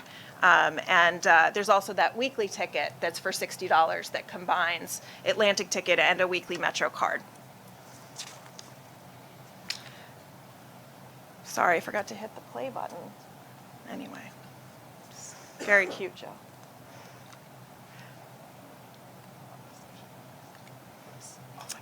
Okay, so this is really fun, and it was specifically piloted to see if we could adapt again to those hybrid work, capture more ridership as a result. This is launching tomorrow again on the railroads and for Omni fare capping on Monday. We're going to be doing some help desks, and we'll be out showing these and handing out these brochures. Really fun. So we'll see them on, we'll be in Grand Central. We'll also put this schedule out on social and on the web. So we hope to see you. If you have any questions, please reach out to us on our call lines. You can call us on 511 or reach out to us on WhatsApp, Twitter, and by email. So looking forward to hearing from you all, and looking forward to welcoming back some of our riders. Happy to take any questions. Mr. Zuckerman. Thank you, sir. Sarah, you continue to amaze me, and I'm sure my colleagues, with your enthusiasm, your creativity, and your passion. And thank you for that. It's much needed at this time by all of us. So thank you for that. I also like where the group came to on the discounts. They're meaningful, and I think they are a useful incentive for people who are driven by the price, not just the need to get to work or go to entertainment. Clearly, the railroads, at least from the commuter side, will always be a better financial deal than driving into the city, and certainly more relaxing and more safe. So I think that value is always there. One thing I do want to, with not throwing too much cold water on, but we are also returning to peak fares. And so that notion of prices will go up, but now you have a discount is, while if I was a business, I would not ask us to say anything, but we are not a business, we're an authority. And so being transparent and clear, and I have seen some signs, but the more we can continue to message that, I just don't want riders to wake up on March 1st and say, wow, what just happened? Because while we're inside baseball here, we're paying attention to it. The average commuter is focused on his or her job and not on the price of their commute until March 1st comes, and then they wonder what happened. So I would just ask as much as we can. I'm sure it's in your planning. You're always ahead of us by light years, but I just want to make sure that's clear because that could be I don't want a switcheroo feeling. Understood and very well acknowledged. And my colleague Kevin Call has been out in stations making sure that the peak signage is really out there and prominently displayed. We've actually bumped some mask messaging over the next couple days, so turning that down while we turn up the peak pricing language. You'll also start to hear announcements about this. I believe those announcements start today or tomorrow morning. Let me double check that. Didn't want to bombard everybody with too much audio on this, but it's one of our core missions to make sure that everybody is well informed in advance that this is happening. So thank you. Rhonda Herman. Yes, Sarah, I asked a couple of months ago when we did this that you make sure you communicate. You surpassed all of my expectations, and I really love the messaging. And I want to say that this morning on my train, I did hear on the Metro North, the conductor announce the March 1st fare increase, and people were like, oh, okay. So it worked, and it got them thinking. So thank you. Anybody else on this topic before we move on to Mr. Torres Springer? Oh, okay. Yes. Mr. Bringerman. Yes, my question is, I've got a lot of complaints from ridership that there's been no pricing given to them on the 20-trip tickets yet, and we're almost at the end of the month. Can you elaborate on that, and when will we see the prices for the 20 trips? Because people are now trying to make the decisions on whether to buy a monthly or buy a 20. I'll look further into that. I understand that the e-Tix products will be on sale tomorrow morning. So they will be there. The pricing will obviously be there tomorrow morning, but I'll see if we can publish them on the web sooner. Yeah, let me just add, would you, once you figure out what the answer is, if you can be in touch with Mr. Bringerman and others on the PCAC and use their networks, because if that question is coming up, we would like to respond. Certainly. Yeah. Greatly appreciate it. Thank you. Okay. Anybody else? Jamie Torres Springer. Thanks very much, Chair. Good morning, everyone. Very pleased to be giving you an update and sharing recommendations from the Track Trespassing Task Force work. In early December, Chair Lieber asked me to head this task force to address issues of customer safety and system reliability involving individuals entering the right-of-way. This was, as the chair said earlier, in response to an uptick we saw in the number of incidents involving people getting on the tracks in the latter months of last year compared to prior years. With the tragic events of the past month, including the horrific killing of Michelle Alyssa Go, this work became even more urgent and pressing. Today, I want to give you an update on our findings and recommendations and actions in advance of a full report that we'll be releasing next month. First, we need to define the scope of the problem. Last year, there were 1,267 incidents of a person on the tracks, which is a 20% increase since 2019, even as ridership fell dramatically due to the pandemic. Out of those incidents, 200 resulted in someone getting hit by a train, and there were 68 fatalities that were the result of that. Until recently, we didn't really know in a systematic way the reason why people were on the tracks. So an early decision of this task force was to start collecting better data about all intrusions, not just the ones that ended up in a collision. In January, as you can see on the screen, which is the first month where we collected and categorized this new information, we learned a few important things. Nearly 3/4, what you see in blue, of all intrusions were voluntary, someone choosing to enter the track. This includes, for that big dark blue section, half of intrusions, risky behavior like crossing the tracks to switch platforms or jumping down to retrieve a dropped object. Very ill-advised and dangerous decisions that are being made. It also includes people getting on the track bed to access an encampment in the tunnels, which I'll come back to. Another quarter, the lighter blue, involved individuals that were judged by the NYPD to be suffering from mental illness or to be emotionally disturbed. There were also involuntary intrusions, About 10% were accidental falls and instances in which drug use or intoxication contributed to someone going down onto the tracks. There were tragically assaults and pushings, just 4 in the month of January, but that's certainly 4 too many.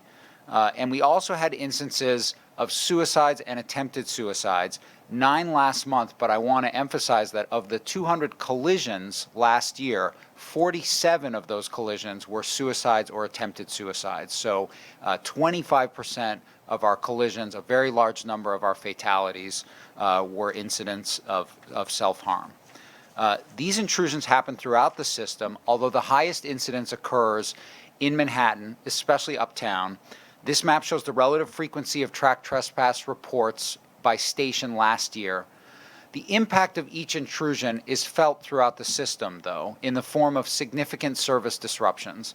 When we spot someone on the tracks, we have to bring trains to a halt, turn off the third rail, call police in to assist or remove the individual. Once the third rail is turned back on and residual train congestion is resolved, the average incident last year resulted in a 29-minute delay. So part of our work has been looking at opportunities to speed response and restoration of normal service. A word on the task force process. Working groups were created with representatives from all the MTA's operating agencies, plus headquarters staff and MTA construction and development. A lot of people were involved in this across the MTA. I particularly want to acknowledge Eric Jones from our infrastructure business unit, who led much of this work and did a great job. We built on work that had been done, enhancing data collection and analysis going forward, and looking back at studies about solutions here and elsewhere, including the 4,000-page report on platform screen door feasibility that we shared with the board last month. We reached out to experts in the field, including those you see on the screen, to understand innovative solutions and global precedents. We're working with the Transit Innovation Partnership, a project of the New York City Partnership that is helping the MTA to advance new technology solutions to support safety on multiple pilot projects, and we put out a request for information to solicit the latest developments in track intrusion detection technology. I'll detail the promising responses we got in a moment. We also spoke to a number of suicide prevention experts about options and best practices.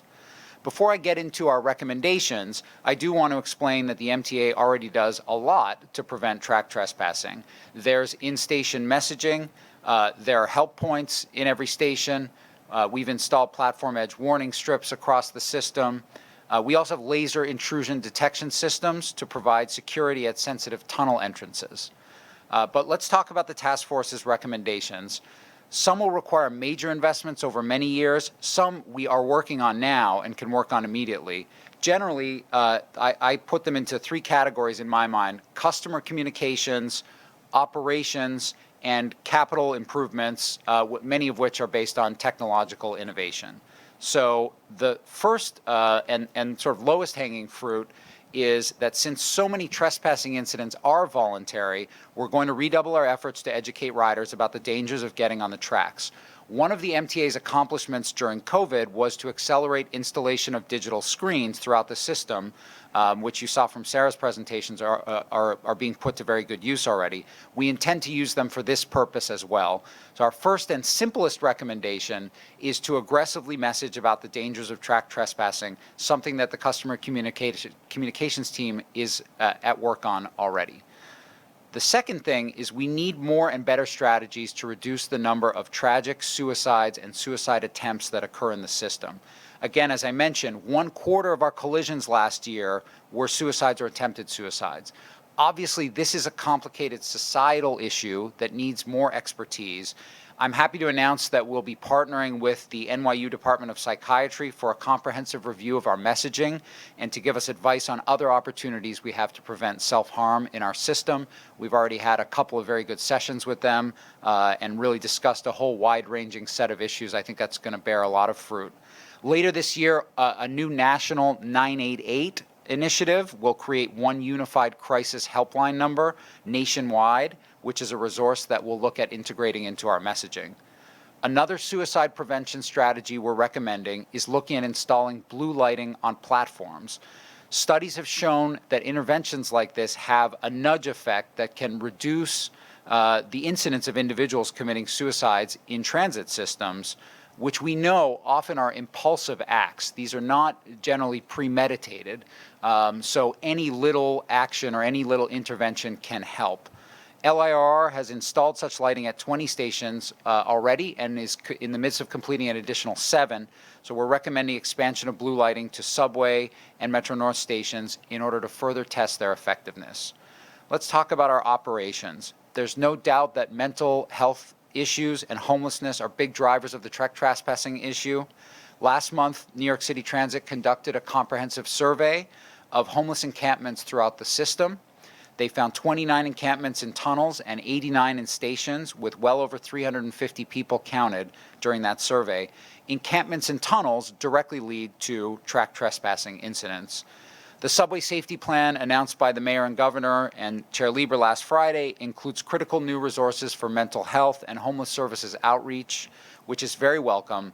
This unprecedented coordination between the city, the state, and the MTA will help people get out of the subway and connected to the help that they need. There's also been a commitment as part of that plan by Mayor Adams, the NYPD Commissioner, and our NYPD Chief of Transit to provide more uniformed presence on the transit system, and we're working with the NYPD very closely as they implement this measure. We had previously identified 21 priority stations, which were really the busiest stations in the system for NYPD focused. That list included many of the stations that had high incidents of track trespassing, but we've identified another 15 stations with high incident levels of trespass where we'd like to partner with NYPD to ensure coverage, and that's already being rolled out and deployed. Technology has a big role in this solution. First, we can use closed-circuit TV to help us manage and respond to incidents. The MTA now has installed security cameras at all 472 stations across the system. They help with investigations after incidents have occurred, as we're well aware.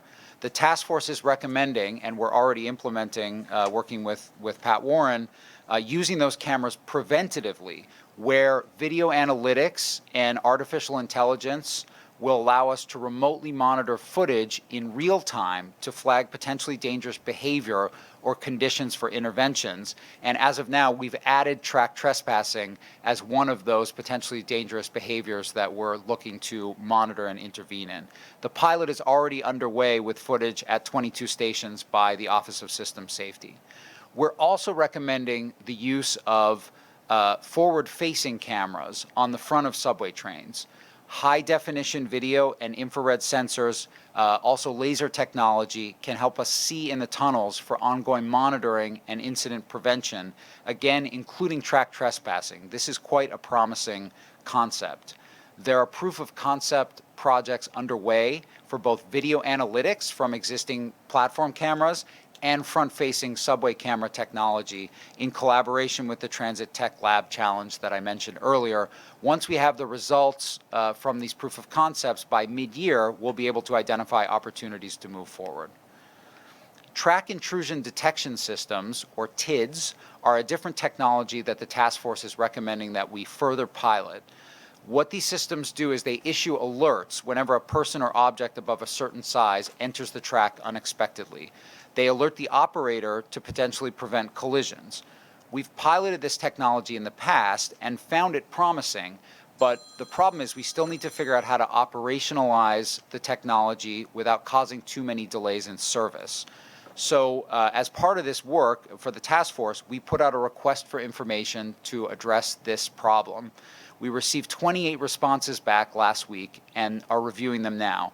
They included some really cutting-edge approaches. For example, use of thermal detection to distinguish between people and inanimate objects, or sophisticated artificial intelligence and machine learning that can help us determine which incidents require actually stopping a train.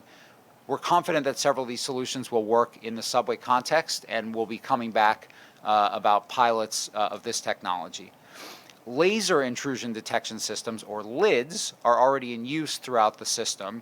These issue an alert whenever an unauthorized person enters a tunnel through the end of a station or another access point, and they're especially useful to us for ensuring security at sensitive locations. We're recommending that we add LIDs to 11 additional priority stations to continue to enhance our system-wide security. last but certainly not least, let's talk about platform barriers. These have been used in newer systems around the world, and we've studied them extensively at the MTA. There are significant constraints that would prevent a system-wide rollout, including primarily narrow platforms in our system that can't accommodate barriers while retaining ADA accessibility, and also quite a large number of elevated platforms that can't support the added weight of these systems.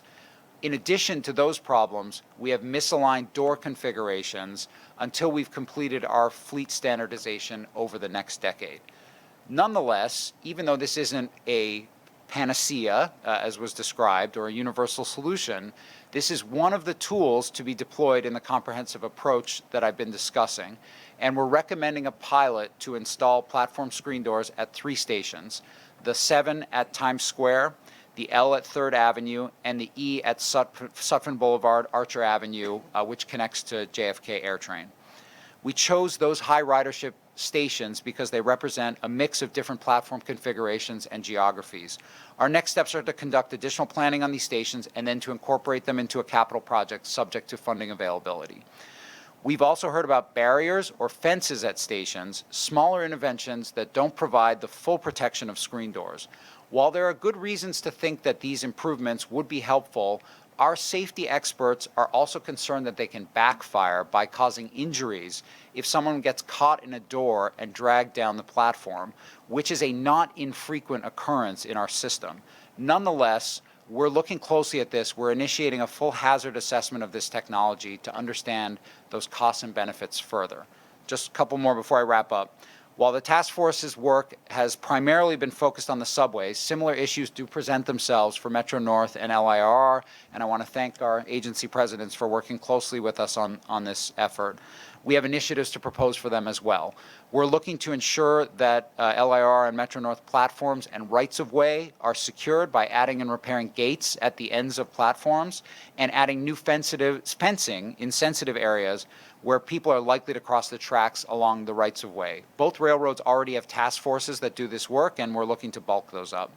Metro North and LIR trains already have front-facing cameras installed, and we'll look at adding capacity so the video can be accessed remotely to aid in response to incidents.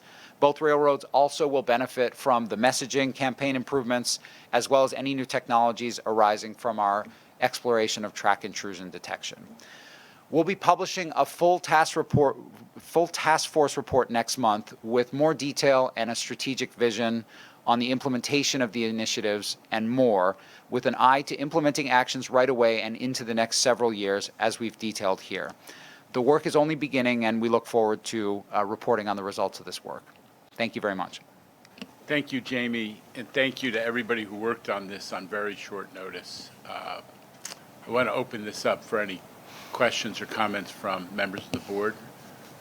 Okay. Well, I will say one thing, which is we understandably, I mean, I was with Mayor Adams and others on the day that Michelle Go was murdered.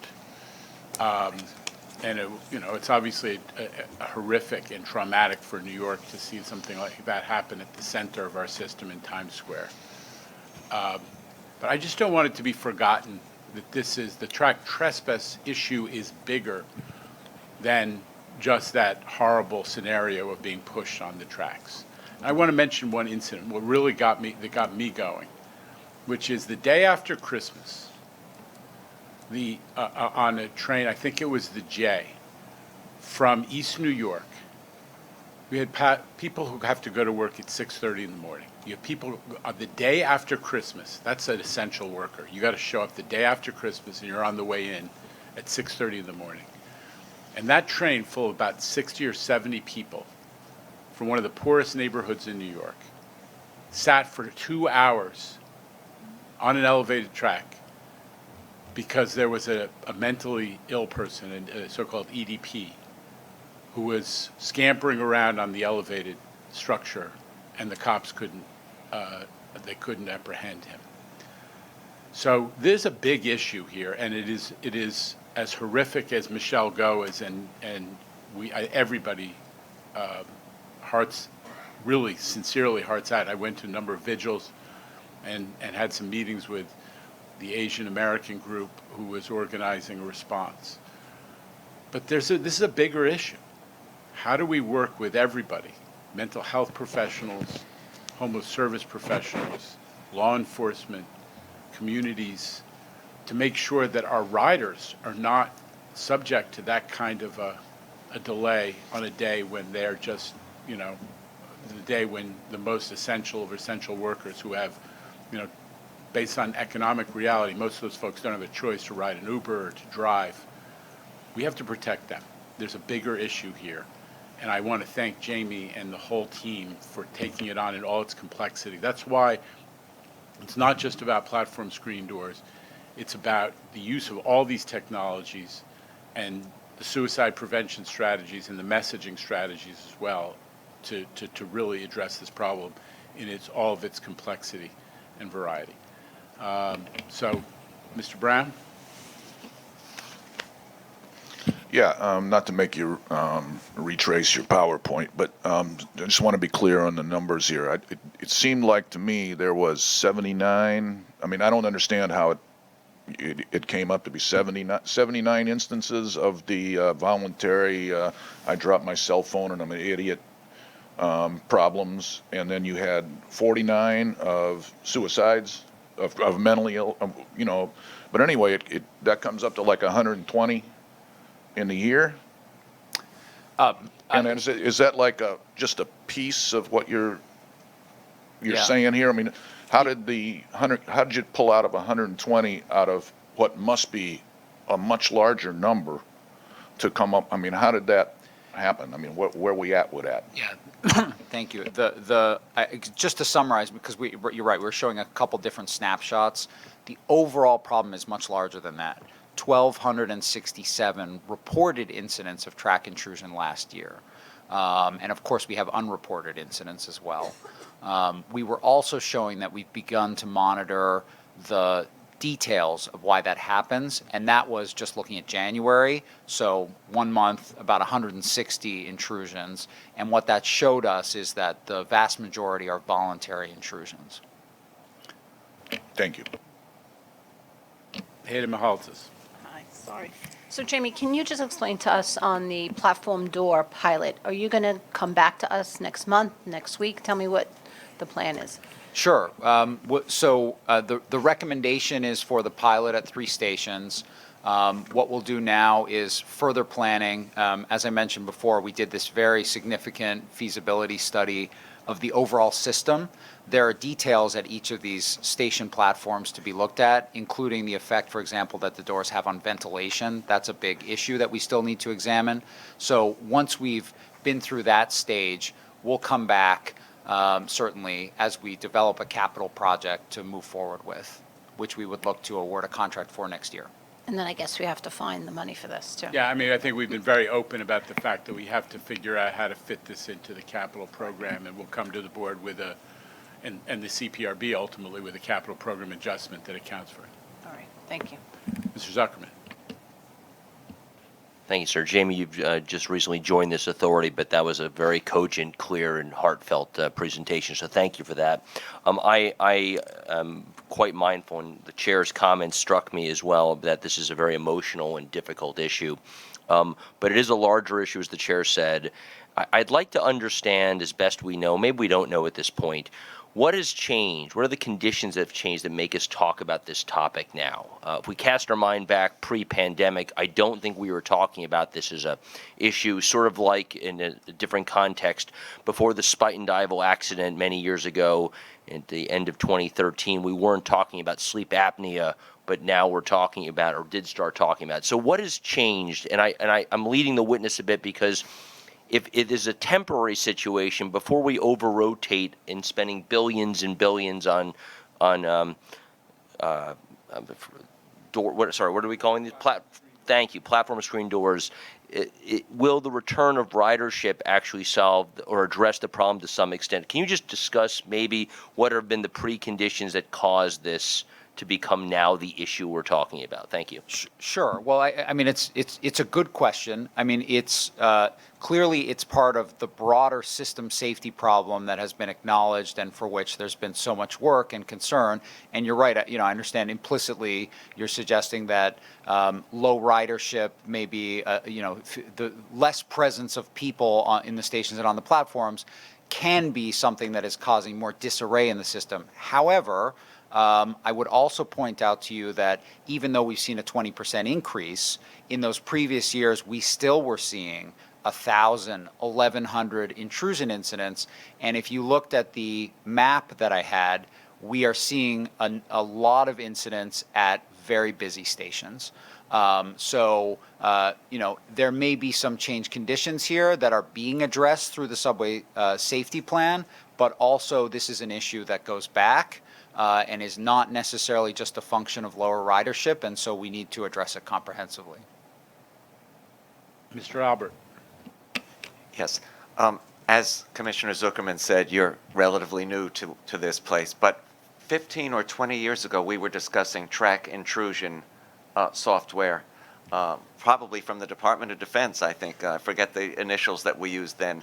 And have we not made much progress over that length of time in keeping people off the tracks? At one point, we were worried about a possible terrorist walking down the little steps at the end of a platform down into the track bed and setting off a bomb. So have we not done anything in the 15 or 20 years since we've been discussing that as far as track intrusion goes? It's a good question. First of all, I think we have. We're not at liberty to discuss all of the security measures in the system, but I did mention that we are using laser intrusion detection technology at some of the more sensitive sites. Yeah. And we've recommended additional deployment of that technology, so that's in place. And then I think I referenced this. We have tested track intrusion detection technology in the past, most recently about 4 years ago at a station nearby, and the technology just wasn't there yet. We were unable to really balance protecting safety with making sure that we weren't stopping trains dozens and dozens of times a day.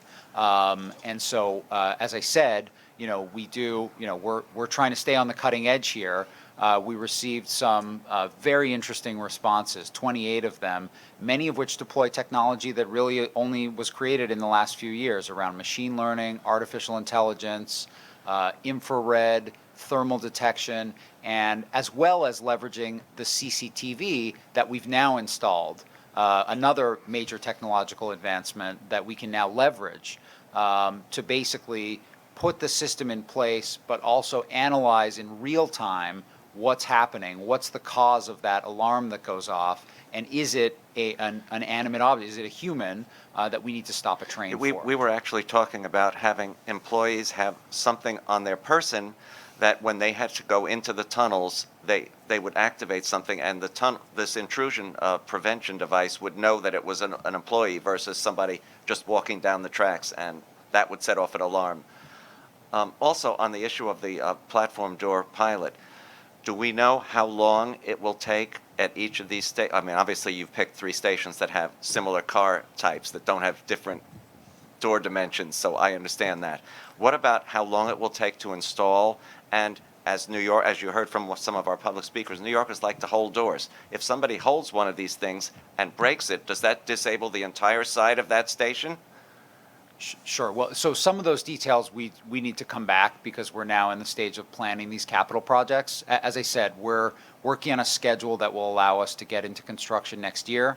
We're certainly also working with our colleagues at Subways and the transit agency to think through the operational issues that you described.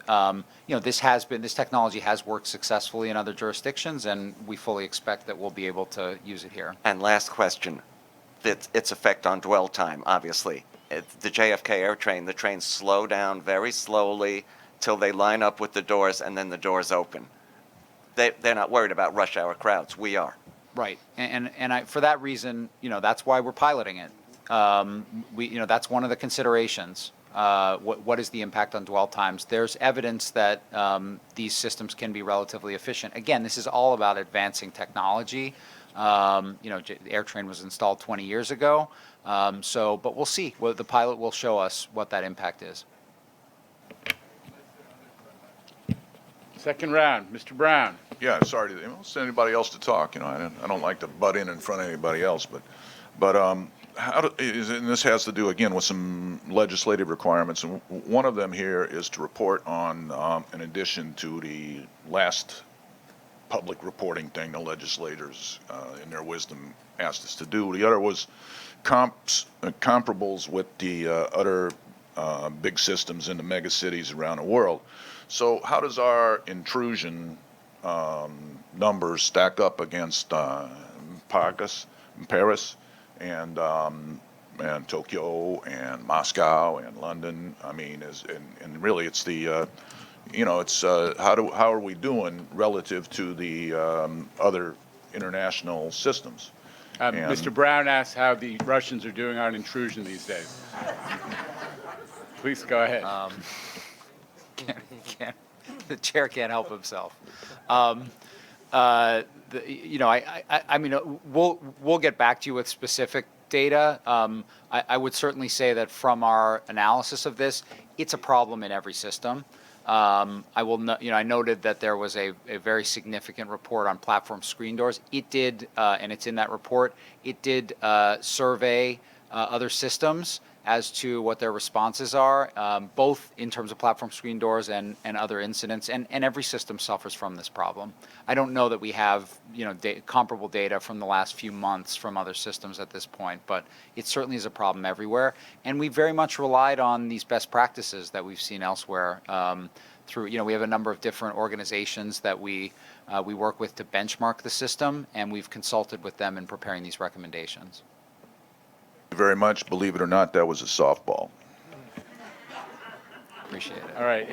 Are there other questions? I would love to call this to Mr. Bringman.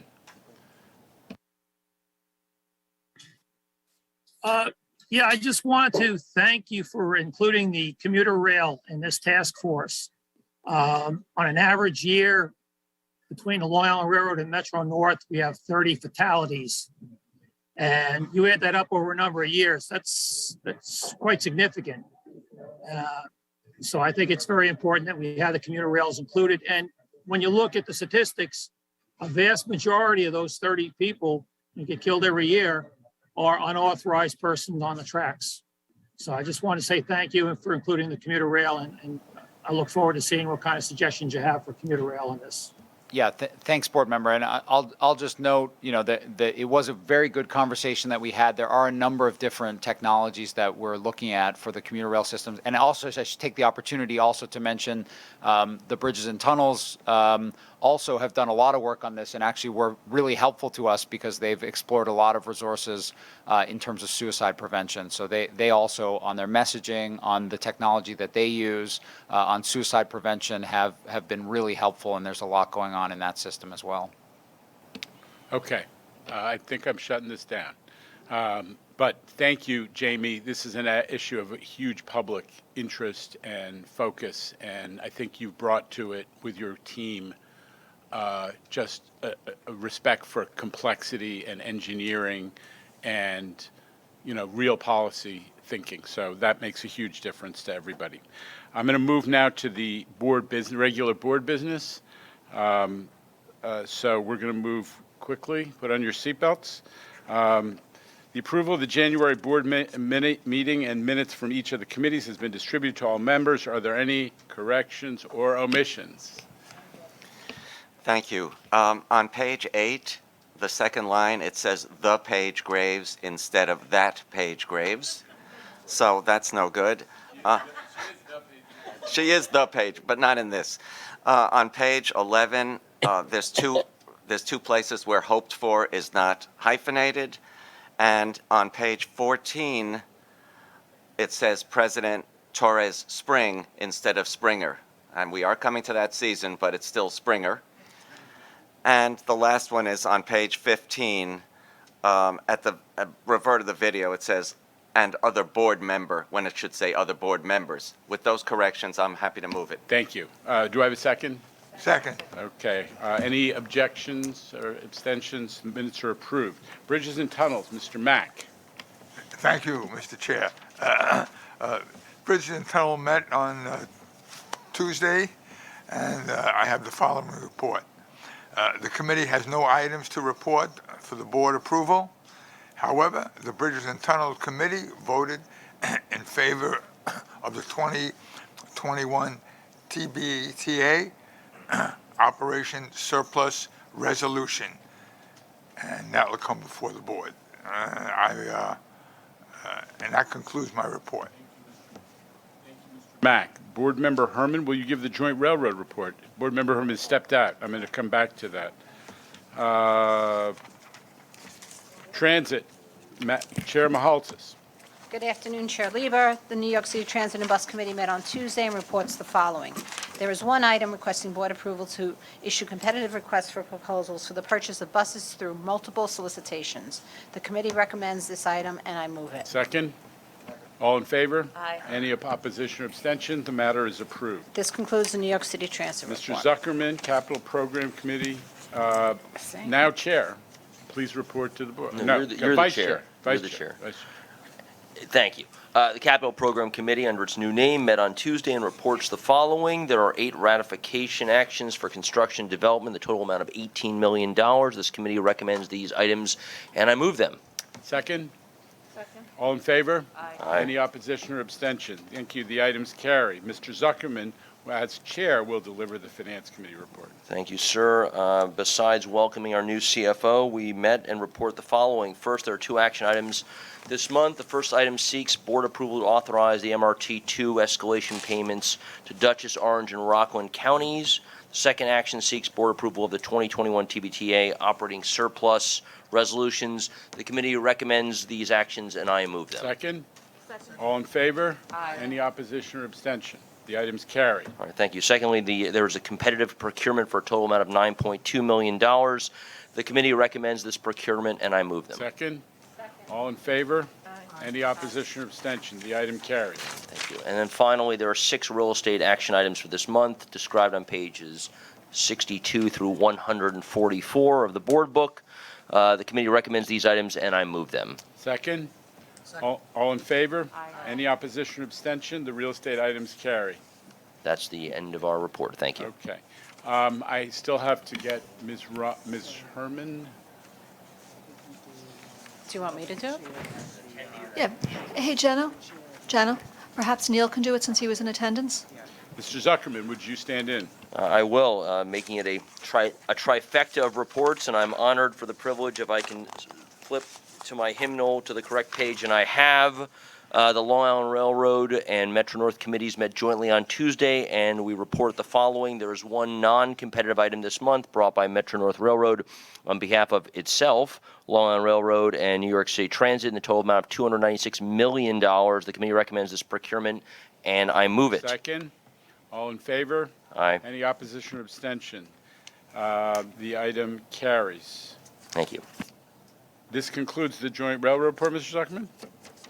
I didn't know that was required, but yes, sir, it does conclude, All right. and you may conclude the meeting I'll take then. a motion to adjourn. All right, second. We are adjourned.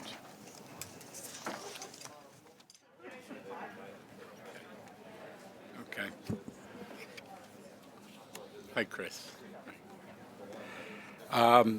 Look, I thought this was an incredibly exciting board meeting for a few reasons. One is, obviously, we celebrate the passing of the baton at one of our major properties, but it wasn't just that we've handed it from one capable person to another, is that we heard from the public a recognition of the tremendous progress that's been made in the service front on the Long Island Railroad. So we didn't quite succeed in making Phil Eng cry, but tried. But just the recognition that the railroads, by the metrics that are used to judge its core performance, is in great shape. The same metrics apply to Metro North, where Kathy Rinaldi has been leading an incredibly successful and high-performing operation for some time. And we're seeing incredible numbers as well, even on the New York City Transit properties, on subway and bus. And finally, and not to be forgotten, not always reported, we're seeing a very positive movement in the paratransit category as well, which is obviously no secret has been sometimes a struggle for many reasons, both driver shortage, traffic impacts on blue and white vans, and many other issues of long standing. So we're seeing the institution delivering on core function. And then we heard from a really high quality of team members about key issues, like how do you plan the capital program, an issue that people who sat in the chairs that you're sitting in asked for years. What are the factors that go into it? Are you doing it in a professional way? And you heard from Frederica Cuenca how that's being done. And you heard how, from Jamie Torres Springer, how we're attacking what has become an issue of enormous public importance. And you heard about the sophistication that they're bringing to bear in thinking about the whole issue of track trespass and how to identify some effective solutions that are engineering real, not just aspirational, but are based in engineering. So I thought it was incredibly important, and to me, it just kind of says maybe we're maybe heading in the right direction on some really, really important issues. And I just want to recognize also, since we welcomed Kevin Willens as our new CFO and Chris Pangilian, I'm not saying that right. You guys will have to do the pronunciation, as our new head of paratransit. And I got to sit next to Paige Graves, our new general counsel, and look out at this incredible team that we've assembled in a few months. That I got to say, I'm really proud of what we're starting to produce here. So, with that, let us take your questions. I think Mr. Meyer has fallen asleep during my opening remarks, so I better turn to questions. Yeah, he says no, but do raise your hand electronically, those folks joining us by Zoom, if you want to ask a question.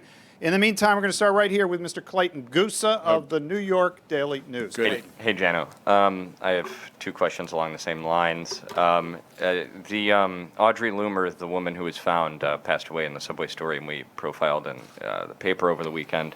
I'm wondering, did a station agent, a group station manager, did anyone ever at the MTA make contact with her? Was her condition identified and flagged? Because it seemed like she had been there for quite a long period of time. I honestly, I don't know the answer. We'll look into it and try to get back to you. I mean, I read your story. It's incredibly heartbreaking. Somebody who had that downward spiral, who lost her home. I think part of the message of what you wrote about Audrey Loomer is the subway is no place to make your home, that it takes a toll, and we're seeing it in another matter that you've written about, which is people who are not as a result of crime, but who are showing up dead on the subway system because they're whatever has happened to them has taken a toll on them physically. People in their 50s and 60s, not living the full lifespan of that we all hope and expect for everybody. So another reason, another reinforcement why we have to make good on the mayor and the governor's commitment and passion that was expressed last week to help folks get services and not live in the subway. Yeah, and then along those lines, in Jamie's presentation, he said the survey last month identified 29 homeless encampments and subway tunnels, another 89 in stations. I mean, stations are one thing, those are publicly accessible, but 29 seems like an insanely high amount of encampments in your subway tunnels. So are they still there? Can you identify where they are? And what are you guys doing to move people out of there and get them help? Well, what we did is credit to the subway team who have at our request have sort of instituted these regular systematic surveys of like the entire system. And it is incredibly staff intensive to conduct that, given the 600 plus miles of track and 472 stations and everything. But they've done that, and we're using that to provide information to the NYPD and to the social service professionals for them to do their work in helping us to get people into services and out of the system. That's been the purpose. That's how that system was developed. We're doing it on a regularly scheduled basis. I don't want to declare exactly how those numbers have changed. We've only done it twice so far, but we're going to be using that system, that approach to provide information to track progress on stuff. So just so you're clear that the 89 number is, I think the definition of an encampment is, is a little hazier when you're in a station. Sometimes it's people who have just, lay down on benches and as well as actually setting up, housekeeping, that which we've all seen somewhat. So that was the information that was provided to get the cops and the social service professionals locational data so they can start to make contact with this population. All right, to your left, Anna Lay of the New York Times. Anna. Hi, good morning. I wanted to ask about the firm that you mentioned during the meeting that is supposed to do updated projections from the McKinsey report. Do you have a timeline on that? And do you anticipate those projections, for ridership in particular and fare box revenue to be lower because of Omicron? Okay, well, that's why we don't know what the projection will be, because it will. First, to your original question, we're doing a solicitation. So McKinsey did the original report, which was in the spring of 2020. It was updated in the fall of 2020. Then we used those projections to establish our budget for the balance of 2020 and through 2021. The projections held. Now, in light of Omicron and just the passage of time, we are actually out there formally soliciting competitively a new firm. So it could be a number of different firms. We'll see who bids on it. The idea is to have the projections done in time for the preparation of our July update to the financial plan.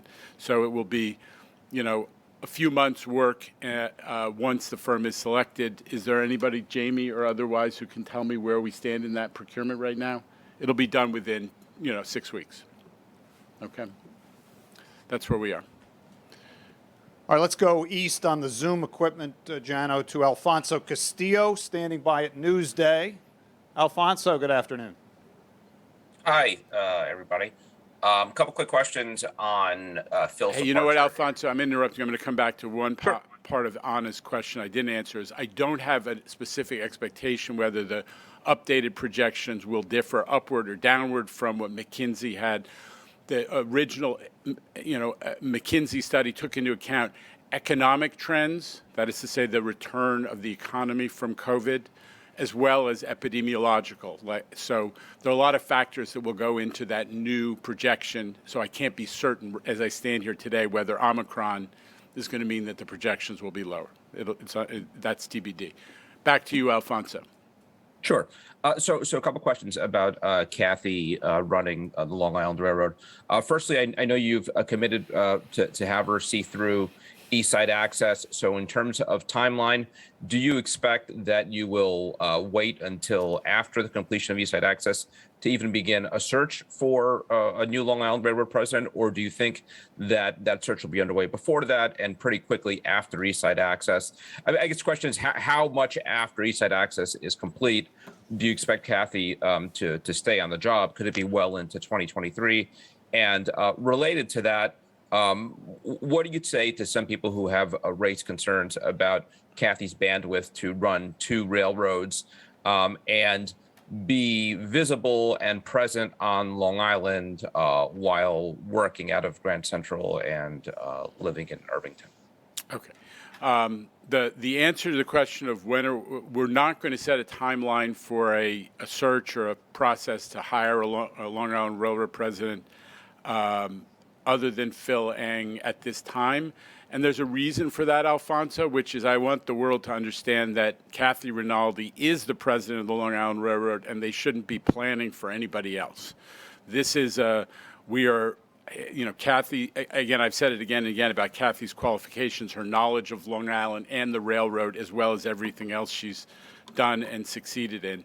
So we're not going to be setting a timeline for replacement. I'm not going to be undermining the president of the Long Island Railroad as she takes on these responsibilities by saying, in so much time, I'm going to be starting to look for your replacement. So what I've said to everybody is Kathy is in charge. Her my principal request to her is to make sure we smoothly implement both East Side Access and Third Track and the new schedules associated with that, and to get done together with the C&D team, the Long Island Railroad concourse improvements, which are, pretty transformational and will change how that facility works as well. But we're not going to be opening the door to speculation about her timeline at this time.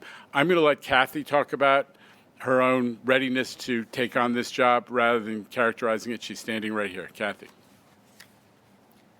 Sure. Thanks, Jano. Hi, Alfonso. I think it's a fair question. It's a big job. There's no question about it. But I do think that a lot of what I've learned in my 4 years, actually today is my anniversary of my 4th year in the Metro North job, will be carried over to what I do for Long Island Railroad. I'm blessed to have a really great team at Metro North. I'm blessed to have a really great team at Long Island Railroad. I'm getting to know them. I think I've learned the basics of, good railroading from my time at Metro North. I'll be building on the great work that Phil has done. And I'm going to be visible in both places, right? I have to be. I'm going to be in Jamaica on Monday morning. I'm going to be spending a lot of time out there. I do have an office at Grand Central. I'll be going back and forth between the two. I will do my best to justify the confidence that Jano has put in me by giving me this incredible responsibility. I'm very mindful of the challenges that are associated with getting East Side Access up and running. But, as Jano has said on many occasions, this is a transformative project, not just for Long Island Railroad, but for the Metro North region as well. And I'm very, very excited to be in the position to be able to build on Phil's good work and bring this home and deliver this tremendous benefit to Long Island Railroad customers. So it's going to be a really exciting time. It's going to be a really challenging time, and I'm really looking forward to it.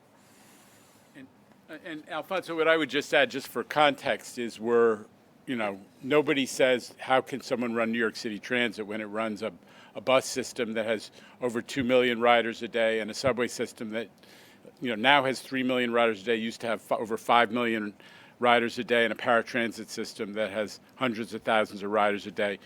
Kathy's going to be running, in effect, 2 facilities that each, before COVID, had 300,000 riders a day. They are separate in many important ways, but the scale, I think, is very manageable by a person of her special talents, and we're about to find out.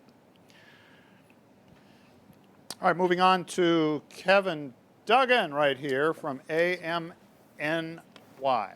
Kevin. Thanks for taking the question. I think my first one would probably be for Craig. You heard a lot today from parents about the struggle of bringing strollers onto buses. Was wondering, since other city bus systems like Chicago or DC have figured out a way to let strollers be on buses while still allowing for space for other passengers, are you considering doing this for New York City Transit as well? If so, what's the schedule on this, or when can we expect an update to this policy? No, Craig is, if he's nearby, but one of the good news things that actually opens an opportunity to think about the issue that has been raised vis-a-vis strollers is that we're getting a lot of those flip-up seats on new buses. That one of the reasons that, again, historically, Craig's going to talk about the reexamination he set in motion, but historically the issue was, if strollers remained open, was it safe to have the aisle crowded? Was there space for that kid and that stroller to be accommodated without creating both safety and circulation issues? We have now potential for new spaces that with these new flip-up seats. That's one thing that's going on. Craig. So I think I had said this at the committee. We took a look at this prior to the pandemic, and we had felt there was some safety implications, mainly around, strollers that could not be strapped down on board a bus with potentially short stops. I think based upon the comments we received, not only today but at the committee, we already put together a committee to reevaluate that. We hear what our customers are saying. We also hear, and we had done some benchmarking before, but we know over the course of time other agencies have changed their policies. And I think, in regards to, listening to customer feedback, we're going to take a fresh look at this, and we'll have more to say by the next committee cycle. Thank you. And then my second question. Q, how many of those new seats are we getting? We should see 800 buses by the end of this year. 800 buses will have those new flip-up seats. So that gives it opportunity, yeah? And every new one after that. So that gives an opportunity to rethink the issue of how do you position and secure and open a stroller that's not folded. Kevin. Yeah, thanks for that detailed answer. My second question goes to my favorite topic is station bathrooms. The commuter railroads have had station bathrooms open since the fall, I believe. There's much less passengers there.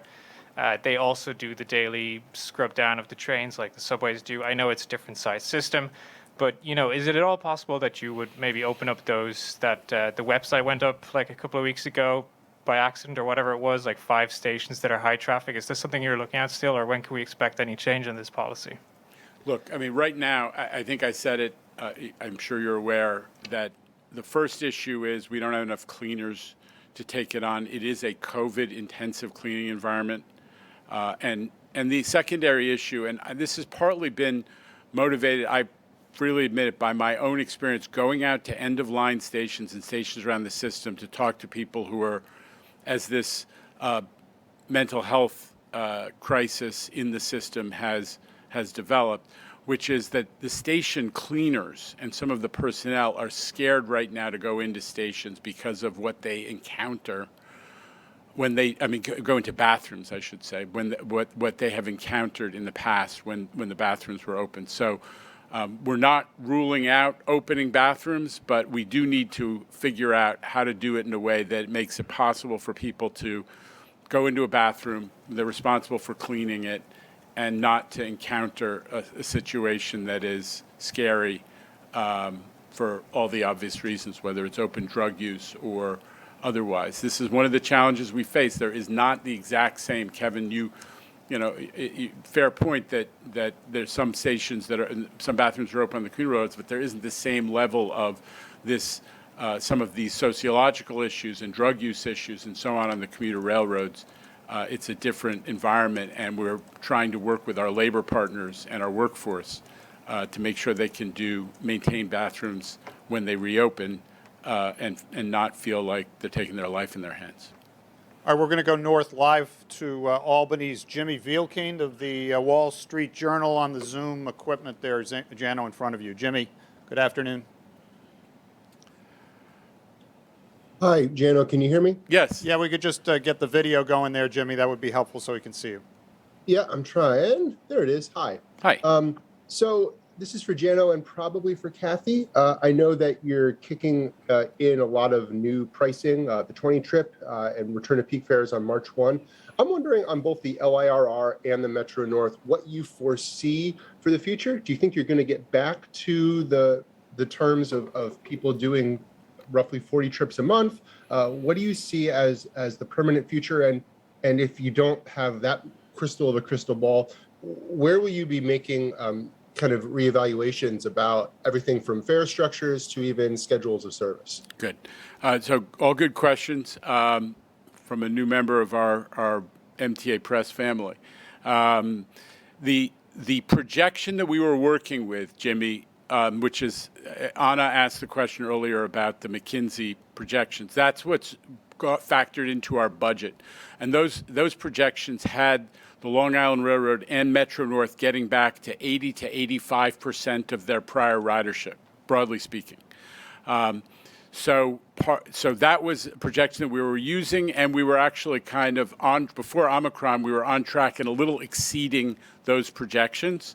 The Long Island Railroad was actually up into the high 50 percentile of its pre-COVID ridership. Metro North was a little lower, but we were basically on track. We are going to, you may have heard me mention earlier, we're now going to re-examine those projections, which are based on all kinds of variety of different epidemiological and economic and other projections done by professionals. We're going to come back to those in light of what the trends have been, the new trends. So that's where we are in the projection game. But one of the things that you're also hearing about is we're trying to get our riders back by offering new fare products, which may be attuned to the new hybrid work schedule. So again, was talked about a little bit about today, but we're offering a 20-trip ticket, which is actually targeted at people who used to buy monthly passes, so that they can use 20 trips. It's designed to be for the person who commutes 1 to 3 days a week as opposed to 5 days a week. It's discounted 20% from what will be normal peak fares, and that's part of our strategy to win back our riders. The other part of our strategy is to offer the kind of 97, 98% on-time performance that you're seeing from Metro North and Long Island Railroad on a regular basis. And we'll go from there.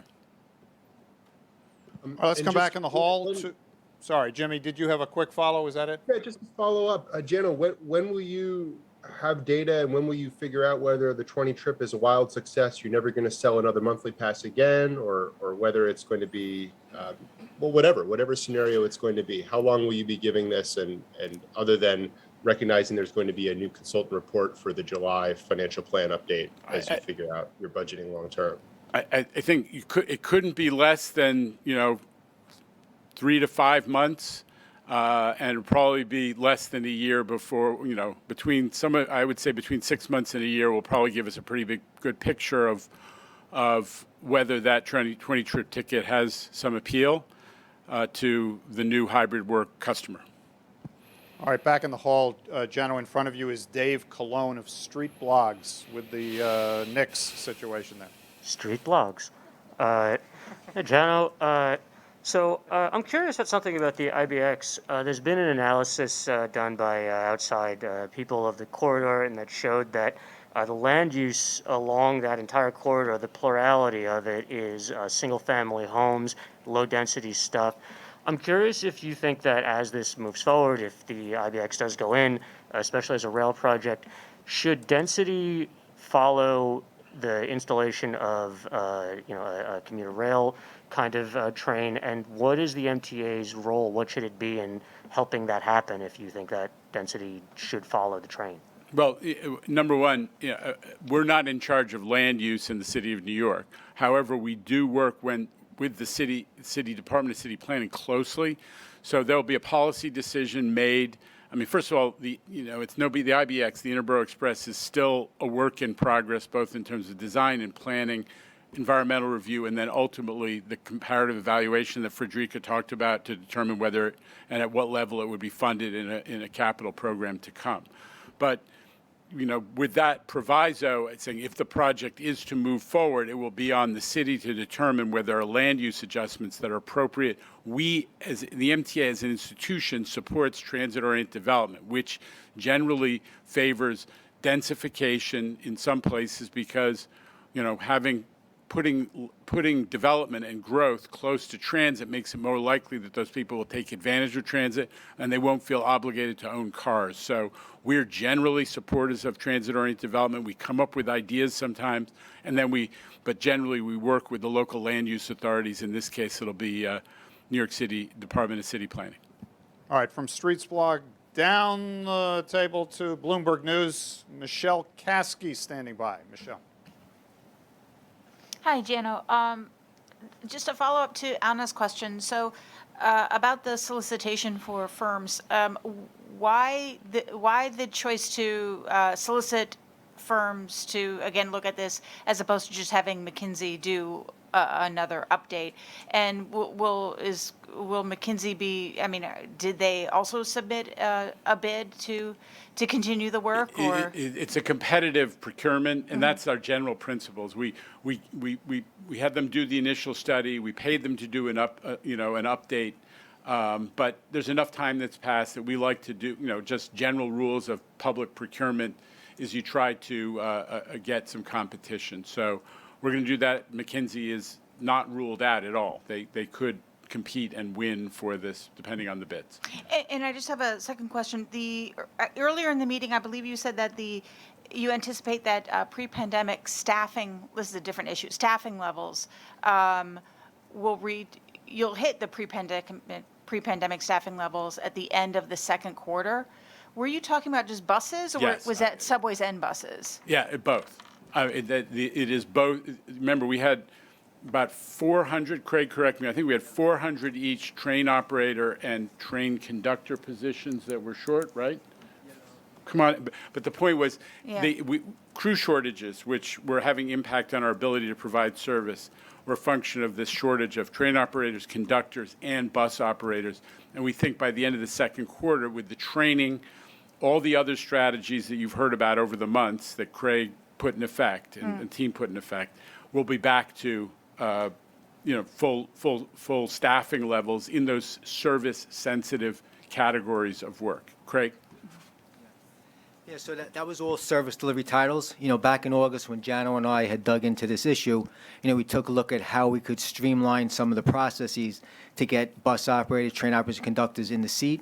We were able to do that as we've been talking about. So when we look at the end of the second quarter of 2022, based upon the fact that it still takes 6 or 7 months for train operators, we had to onboard thousands of bus operators, and we still have attrition.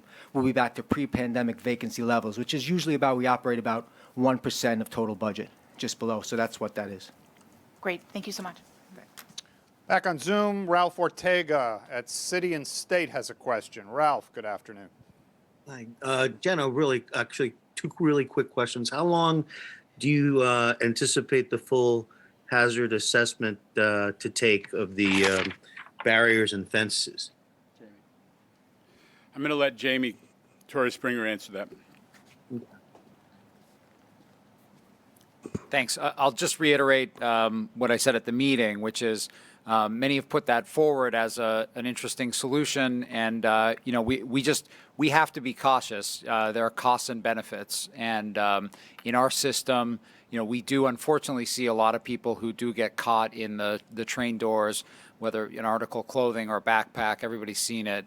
And a dragging that has someone impact something like that would be extremely unfortunate and cause more damage than potentially it saves. So we do have to take a look at it. We're just, as the recommendation of that task force, we're just starting that hazard assessment.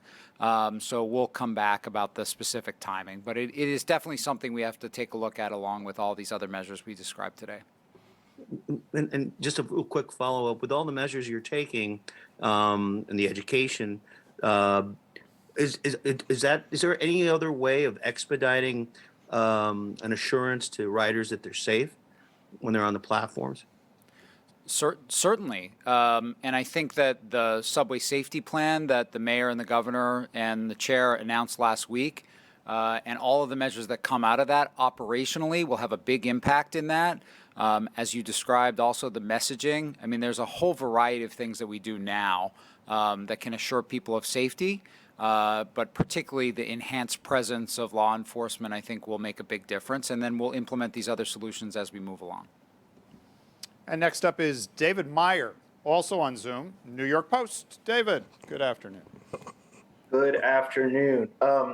First, I have two questions. On the 29 encampment tunnels, what date or dates does that number reflect, and how many of those encampments have been removed since? Okay, so I think there was a version of this question. I'm going to actually just give you an IOU. We'll go back and look at it. The dates, it was done originally about a month ago, and I believe there was an update in the last week. And we always do share this information immediately with the PD and the social service professionals. So that's our job. We are the transportation facility, and in the Division of Labor, we'll collect the data, we'll survey what's going on, and then we'll try to give it to the agencies who are have the jurisdiction over the specific situation. That's what we're doing. So well, I will give you the dates and the update, from 2 weeks ago. Craig? I think the only thing I'd like to add is that was a survey done at a specific point in time. So again, the weather outside, whether it be raining or cold, that all affects, what we consider an encampment. And again, the definition that we use for this particular purpose could be anyone that's lying out in a sleeping bag, on cardboard, stretched out. Really, it's meant to, work with our partners in the city, DHS and NYPD, to address this. Yeah, thank you. It'd be great to get those dates so we could contextualize it. My second question is on bus fare evasion. I think some people see this high 30% rate and say, why bother? Make the buses free, stop enforcing it. You yourself, Jano, have said that the fare payment system is slightly broken down. How do we come back from this? Is there any way to get fare payment on buses back up to what it is on subways? Yeah, I think it's a good question. What we have to do is to sort of reestablish the basic principle, which is everybody's expected to pay the fare, and start to communicate that again. And I said this to you, that when we went to only rear door boarding and we waived the fare, it's very hard to bring that back without people getting used to that temporary situation. So we have to message it. We have to have clarity on where you're expected to pay the fare. I personally think that the SBS system, although incredibly well-intentioned, that we were trying to adapt some of these bus rapid transit systems from other parts of the world, created, again, a little uncertainty in fare payment. Then, the combination of we put on readers on the back door. That was an additional message, intentionally or not. Omni readers, again, trying to be good and get ahead of the game, but the message in some cases is get on the back door. So we have some work to do, but we also have to work with folks in law enforcement, because I do think that in the subway system, there is some realization that there is, from time to time, there is law enforcement present, that there are cameras present, and that there are potentially consequences. I think we need to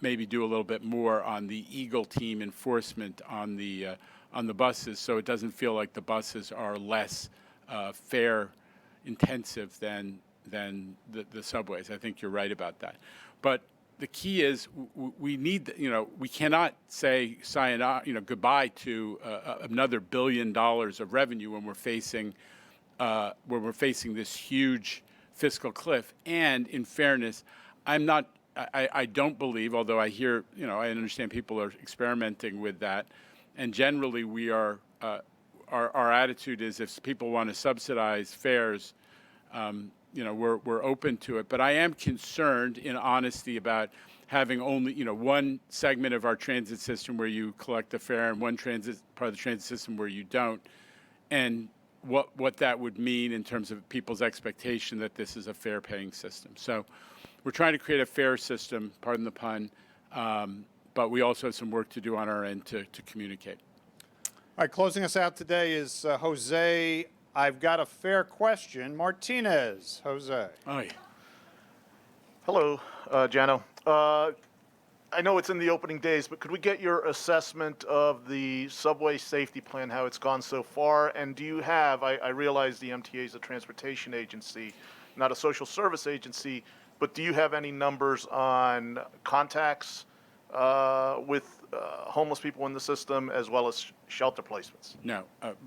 Here's what I would say is, number one, the commitment, what we heard from the mayor and the governor was unprecedented. The mayor and the governor took us on their backs and said, we're going to make this safer and we're going to make it feel safer for our riders. And that was an extraordinary commitment.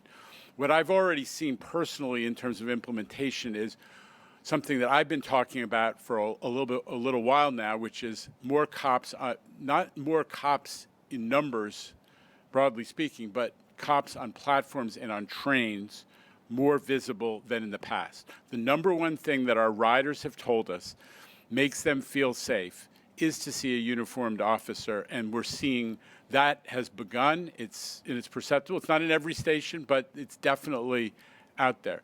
It has already borne, Jose, I just want to make clear, the fact that there are more cops on the platforms has already delivered results in terms of safety.